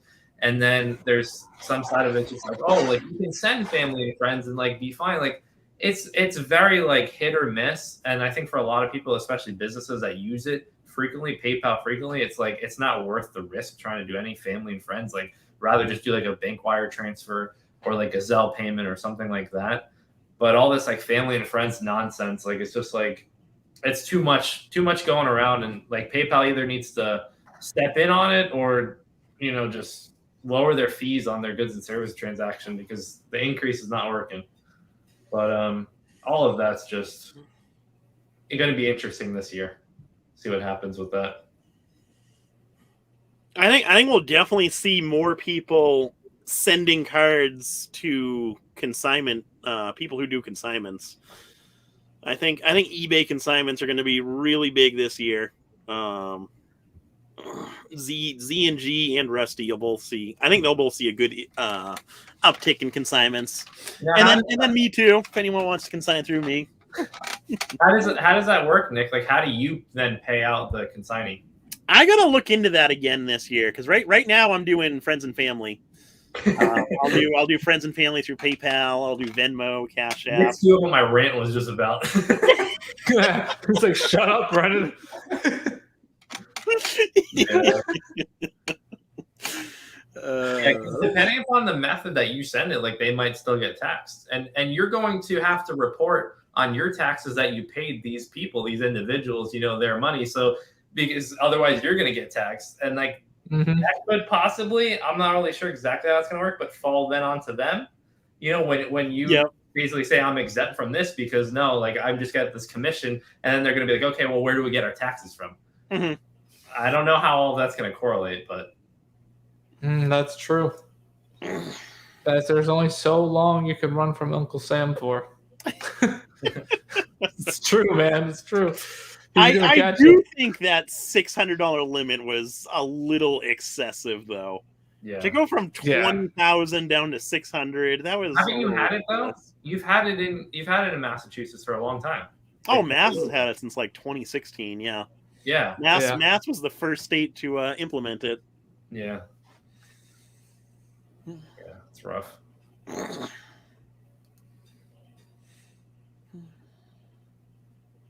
Oh yeah, this too. Did you guys hear about this? CGC is now saying like, if you don't submit a card with the subgrade service and it gets a perfect 10, which is basically all 10 subgrades, we'll include subgrades for free. But as far as I know, they're not doing it with pristine 10s, which is 3 10s and 1 9/5. That made no sense to me whatsoever. Because like he's saying here, perfect 10s are literally just that. So everyone knows that the subgrades are going to be all 10s. But CGC made a huge announcement saying that this was a really big deal, that they were including this for free now for everyone. And I did not see the point of that. We have Jake from Pokenomics says Nick's responsibility to collect the taxes. Well, Hopefully, have a good account, Nick. You need to be for their socials. Oh boy. Oh, see, Dan would know. He's like, I don't think auction houses generally 1099 their consigners. If they did, though, then they'd be losing a lot of business. Yeah, I mean, it's Probably, yeah. Though. You know, with all these new laws changing, and it's going to be interesting because they're going to have to start cracking down on something like that. I mean, I would assume that they're going to get to that eventually. I don't know. That would be very interesting. I think there's bigger fish to fry before we have to worry about that. Hey, they're going for the guys that are making $600. Why would they not go for the guys that are consigning $100,000 cards? That's true. That's true. Yeah. Yeah, I don't know. It's just like for the longest time, like I just remember like, you know, talking to people on Instagram and they're like, you have to pay taxes. I'm like, yeah, I have to pay taxes.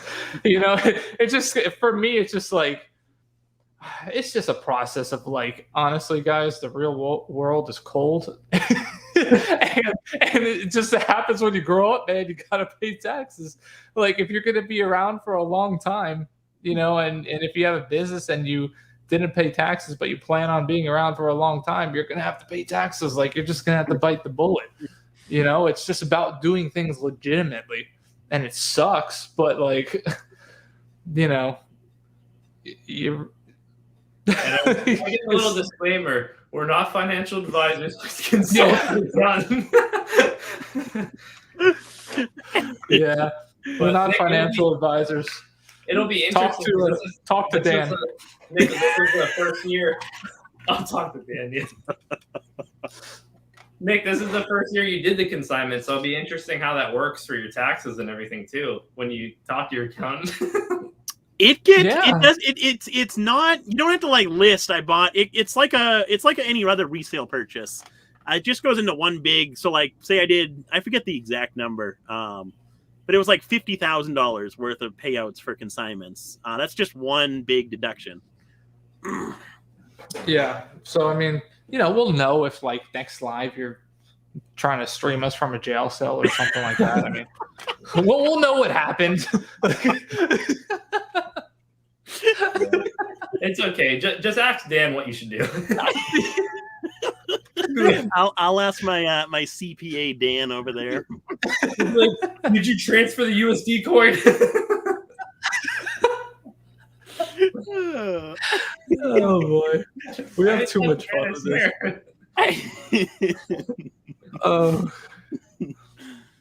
Let's see. Real quick. Go ahead. Real quick. To redigs. Too late to try and sell on Whatnot as a new seller. I don't think it's too late right now, but I do think the quicker you can get on there, the better. Just because Whatnot is all about the following that you have. The Whatnot platform will promote you during your first live stream, but after that, you're on your own. So it's really all about the following that you could build on your account. And where there's so many new sellers coming onto Whatnot right now, I think it's going to be harder and harder for new sellers to get started. So the quicker you get started, the better. I know the application process is still fairly slow, but hopefully you'll be able to get on there in a relatively quick manner. But that's all I want to say for that one. I think the next one is from Pokioki, 10:07 p.m. Any opinions on grading sealed packs at PSA with regards to the whole BBC authentication? Rusty just released a video about his issue today. So I saw that video, yeah. That's what Nick was talking about that he didn't see yet, so he's going to get a spoiler. No, I'm not listening. Yeah, we're not going to talk about the video because he wants to see it and he doesn't want to spoil it, but good to see you here, Pokioki. I know him from Instagram. No, if you guys want to talk about it, that's fine. I'll just cry myself to bed tonight instead of watching that video. It just didn't end up with a happy ending right now. That's all we can say. Yeah, no, like, I mean, if I was in the grading packs, I'd be pretty upset right now too. Like, I don't know what's going to happen with that. I mean, personally, I've never graded packs before. So I don't really have much of an input on that, but I can say that like if I was, I'd be concerned about it because of this whole thing that's happened. And now everyone's thinking when they buy a graded pack, oh, is this resealed? Like, is this legit? And I don't know. That's a tough one, man. Graded, not just graded, but sealed products in general. It's a tough one. It's a tough one to talk about. Now this is CGC's time right here. Now that all this news about PSA pack ratings coming out, now's the time for CGC to say, we have a Pokemon expert who will grade the packs. Yeah, that's a good point. Yeah, and his name is Catch 'em All Collectibles. I don't know if I wonder if Dan knows about graded packs. Do you know if he's graded packs? He's graded packs, yeah. Yeah, Dan he's talks about it. If you actually watched his YouTube channel, you'd see a couple of those videos. I'll admit, I do have to watch more of Dan's videos. Yeah, I mean, I always watch Dan's podcast because they don't have any ads. Okay, so well, they do now. They do. They do. Oh, no. Except he put like 2 ads in. He made me look like a Scrooge. 2 ads in a 3-hour podcast. Yeah, I'm over here putting ads in every 30 seconds. Yeah. I think Dan made the video on I think he got a PSA 10 first edition base set pack with Charizard artwork, and then he was just like basically completely criticizing his pack and saying that he thinks it should be like an 8. And then he's just like, yeah, but I'm going to still sell it for full 10 values. If anybody wants to buy a PSA 8 in a 10 case, let me know. But yeah, such an honest.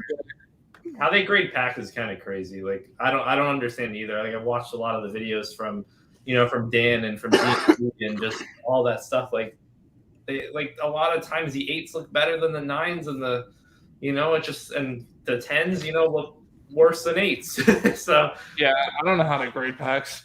Yeah, I mean, and they're just chucking darts at a dartboard. Yeah, considering it's BBCE, I mean, that it's not saying much right now. It's kind of just basically telling everybody that there's not really any premiums on this stuff, but it's a whole interesting thing on that.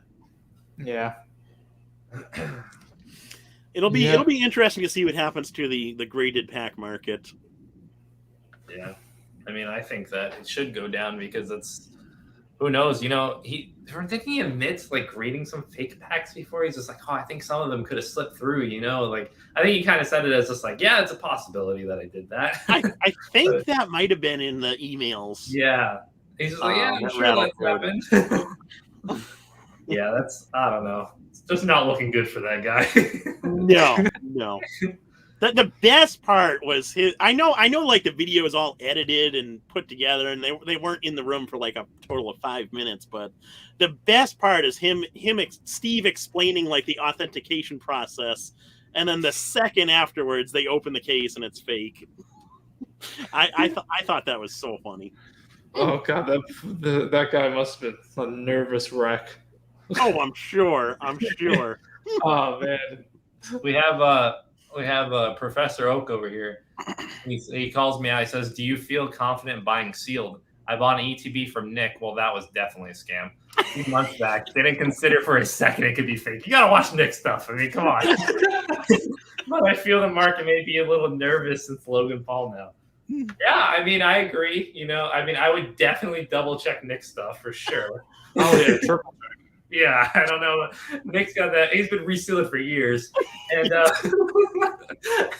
as far as the market goes on that, though, I mean, yeah, I think that I was telling Chris and Nick over here that I think even buying booster boxes and, packs and some things could be negatively affected by this, just for people just not wanting to take the risk. Like they've just seen it too much.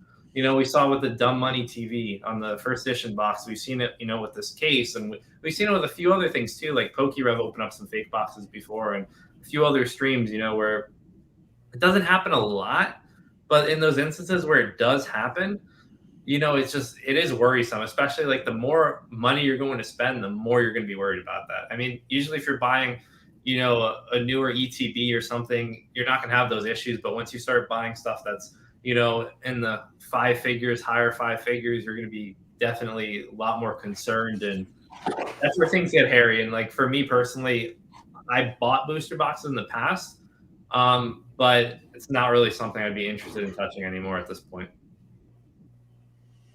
I think you're right. I think there is going to be a dip in WotC sealed product with everyone being nervous about reseals and fake product and all that.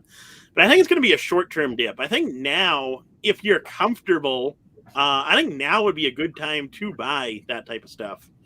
I know I've been keeping my eye on some more WotC box auctions, and to see if there's any type of decrease from what pricing has been over the past couple weeks.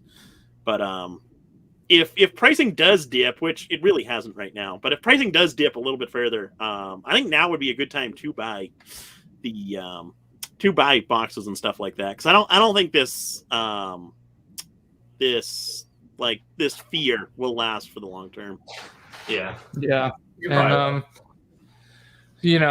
I don't think it's going to last for the long term either. And it was a case at the end of the day, which was the biggest scam that this whole thing was about, was a sealed case. It wasn't just like a booster box. It wasn't anything like that. And how many people are buying cases like that? It's like, and besides, when they opened the case, like, you were able to tell that those boxes were fake right away just by looking at them. They look completely fake.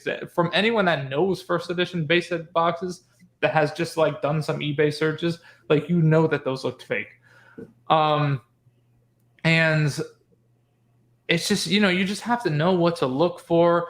When you get in, say something like, first of all, like the WotC boxes without any of the logos on it, like first edition or Shadowless without any of the logos, without the WotC logos, those are really hard, honestly.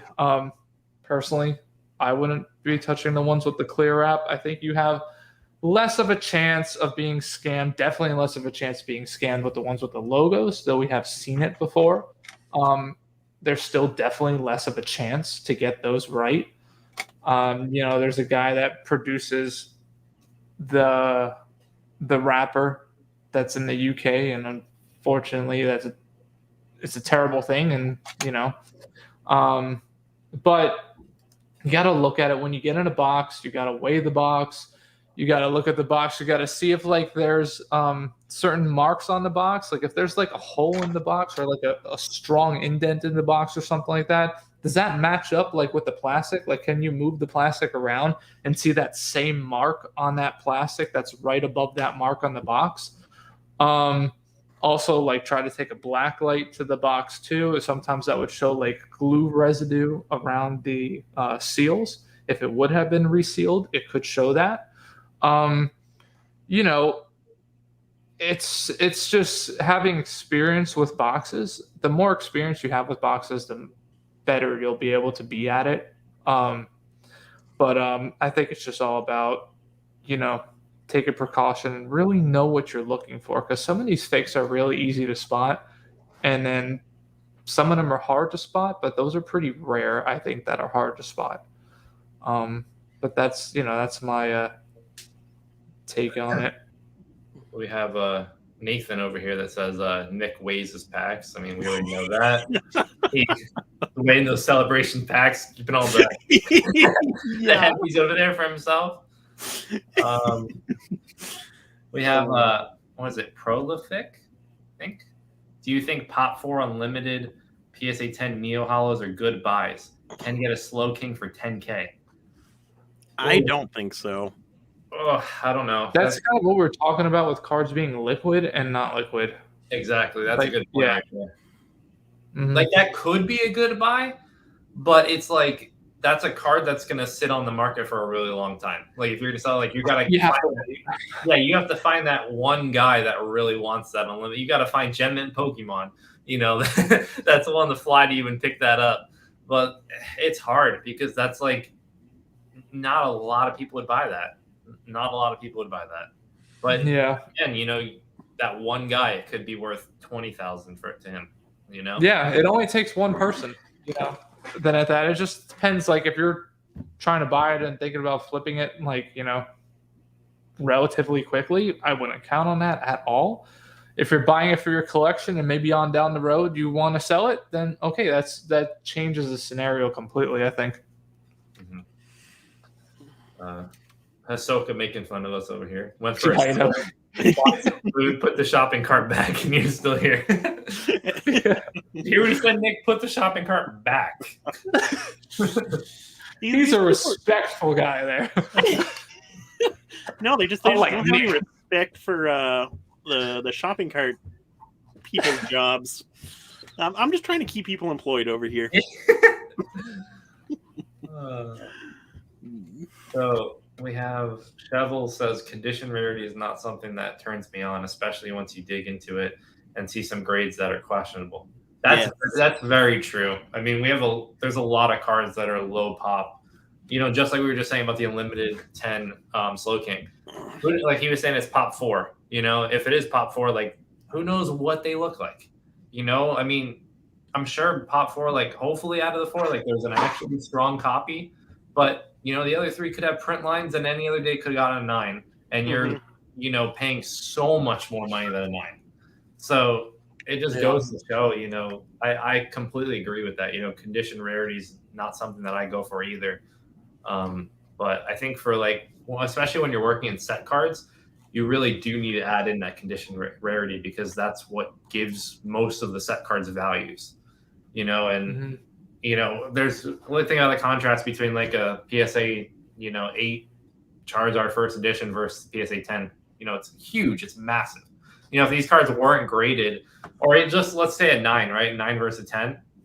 The price difference is, you know, what is it, like 25,000 versus like 250 to 300,000, right? So if we never graded cards and these were raw in our binders, people would pay the same amount of money for that one that's in the PSA 10 case as the PSA 9 case.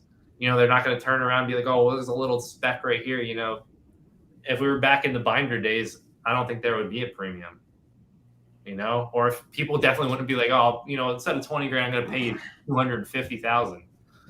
Yeah. Definitely. It's just bragging rights at the end of the day sometimes.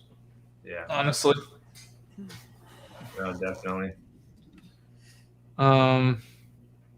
Professor Oak asked me, what's the safest sealed product you would buy? I don't know what feels best to me. Maybe Poke Knowledge can weigh on it too. Best sealed product I would buy? As far as boxes go, I don't buy the modern. I don't buy the modern boxes. It's just not my thing. I buy sealed WotC boxes. I don't buy the clear wraps just because it's too risky. But I mean, I'd still feel okay buying the WotC sealed products with the logos, as long as I know what I'm looking for, you know, or how to spot fakes and things like that. Or if you know someone that knows, you know, a good amount of, you know, how to spot fakes or what to look for, you know, they could also help you as well. But yeah, that's kind of what I have to say for that.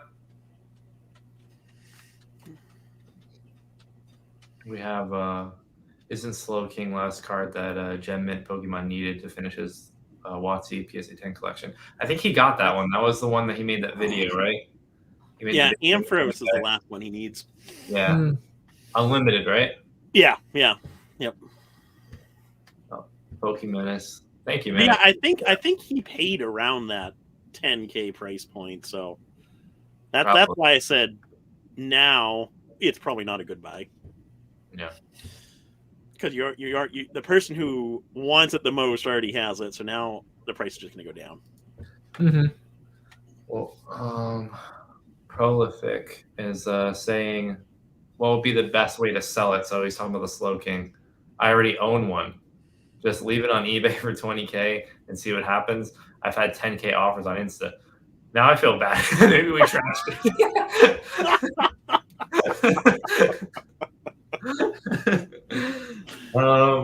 Best way to sell it. PalletTown Pokemon Market. I don't know. I mean, eBay, I would say don't throw it into an auction. I would say that's probably would be the worst way to sell that card. Throwing it definitely into not auction. PWCC weekly auction or something like that. But I would say something, like maybe PWCC Premier, or not Premier, fixed auctions there, or not fixed auction, be fixed price, where they just do like the OBOs, or just eBay like you have it on an OBO. Maybe like 15,000 OBO if you're going for 10,000, something like that. You're just let it sit for a while, and like you said, I think you said you had some offers on Instagram. Just post it around. I mean, it is good to post on Chris's page. Got a lot of followers on there. Just gets the word out to people. More eyes on it, the better. It's probably going to be the best way you're going to be able to move that. What you don't want to do is post it on eBay auction for $9,999 starting bid. Yeah. Do not post your cards for high starting bids. I can tell you those will always do terrible. That's the worst strategy you could ever use on eBay is high auction starting bids. Do not do that. Yeah. All it does is really lower the prices of cards, honestly. That's all it does. Yeah. No. Got Dan over here commending me. He says I'm a real one. I know his videos more than he does. Yeah, I like your videos, Dan. I like to put them on while I'm getting some work done. So I have to start watching his videos more. I promise, Dan, I am going to. I think we're going to be wrapping it up soon here too, guys. So if you guys have any last minute questions or whatever, we'll try to get some of those answered. But thank you to everybody that's also joined and participated in the live so far. It's been fun. And if you got any other questions you want to just finish out with, or if you guys see anything that you want to pick from here that we skipped over, just to bang out a last couple few. Oh, we got BrownEyes wanting to come in. Oh my goodness. That was fast. All right, what's the last question? See the last for last. The last question, where the hell were you?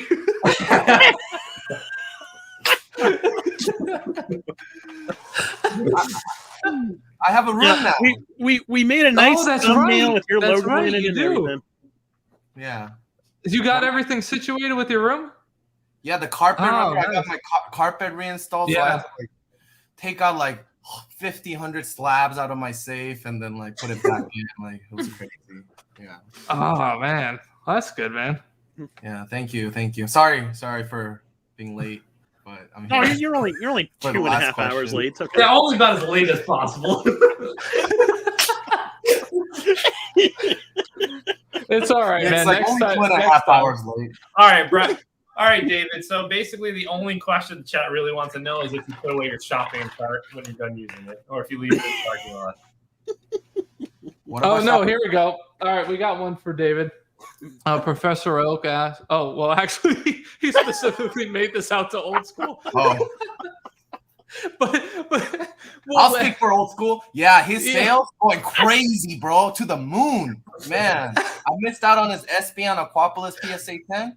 That was a steal. Oh, that was a good deal. Yeah. That was a good deal. Yeah. Yeah. But you could answer this question too. He's like, have you noticed any trends in your sales for this current year? So have you noticed any trends in Nick's sales? Yeah, honestly, they suck. Low value stuff. Pricing keeps undercutting me. Yeah, he started doing these deals called like Christmas deals and started adding discounts. It hurts everything, dude. And these giveaways, I don't know what's going on. On the 10th day of Christmas, Nick gave to me. Did you like that? Did you like that Instagram spamming every single day? Hell yeah. Oh my god! I couldn't wait till Christmas was over.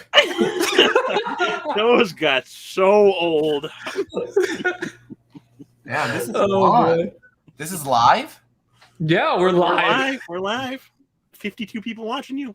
Oh shit! I couldn't see the watchers on my side. I checked on my YouTube tool. So David, when you're done shopping, grocery shopping, whatever, do you put your shopping cart back at the store, or do you leave it in the parking lot? Oh, bro, put it back. The freak. I should have never let you on. Why? Do you not take it back, Nick?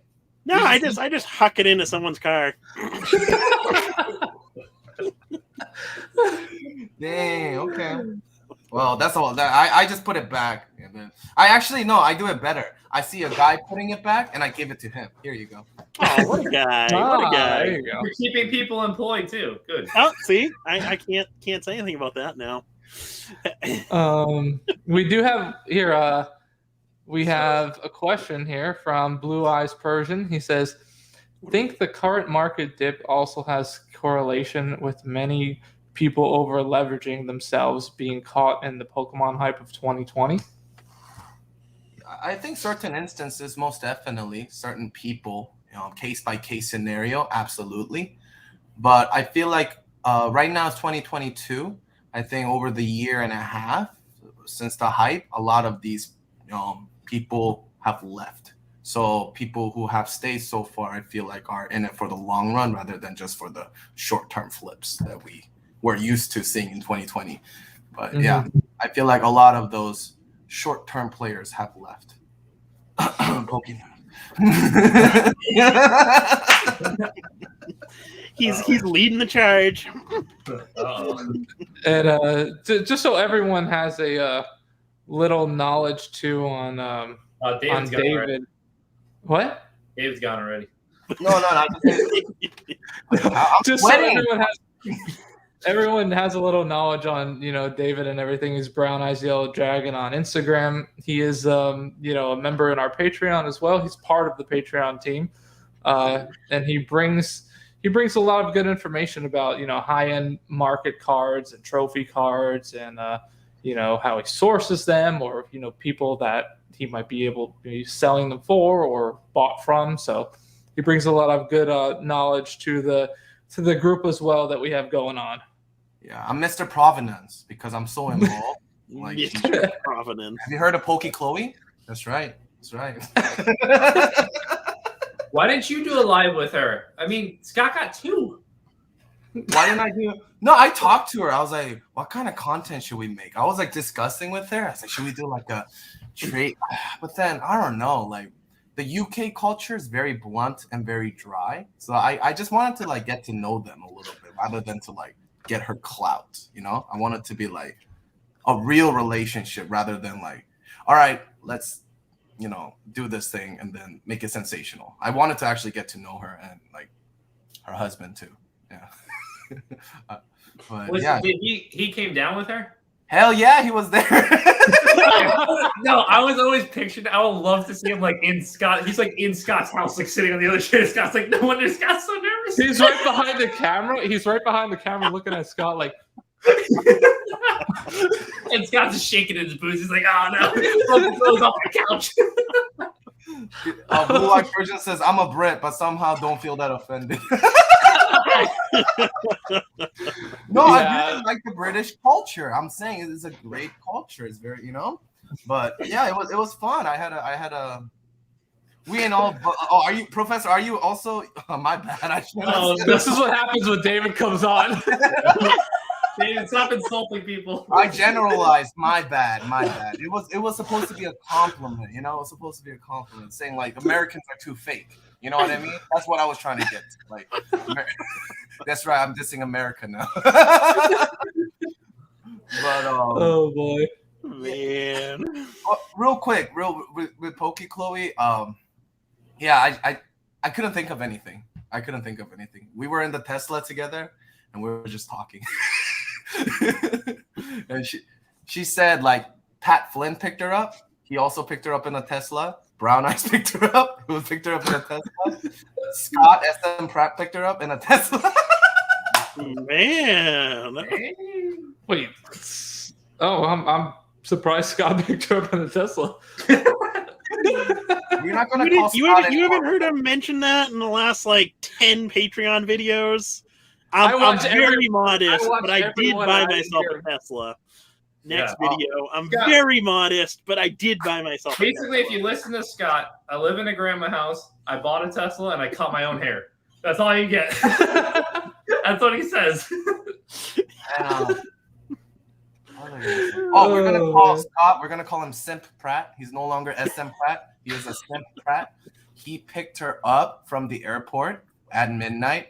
No way he would do that for any collector. All right, we gotta cut David off. Somebody cut him off. I love David. I love Scott. Oh my god.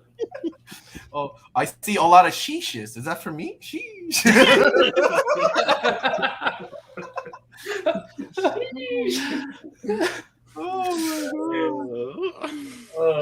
But I think that's all we got for those questions. Oh, are we good? Any questions?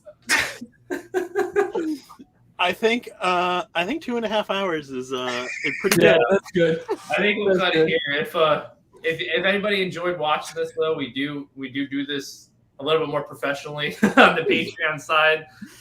This was kind of just more to chill out, but we do have a Patreon under PalletTown Pokemon's Patreon, and we're all part of it. And we do MMT. And I got them all linked in the description, so okay, cool.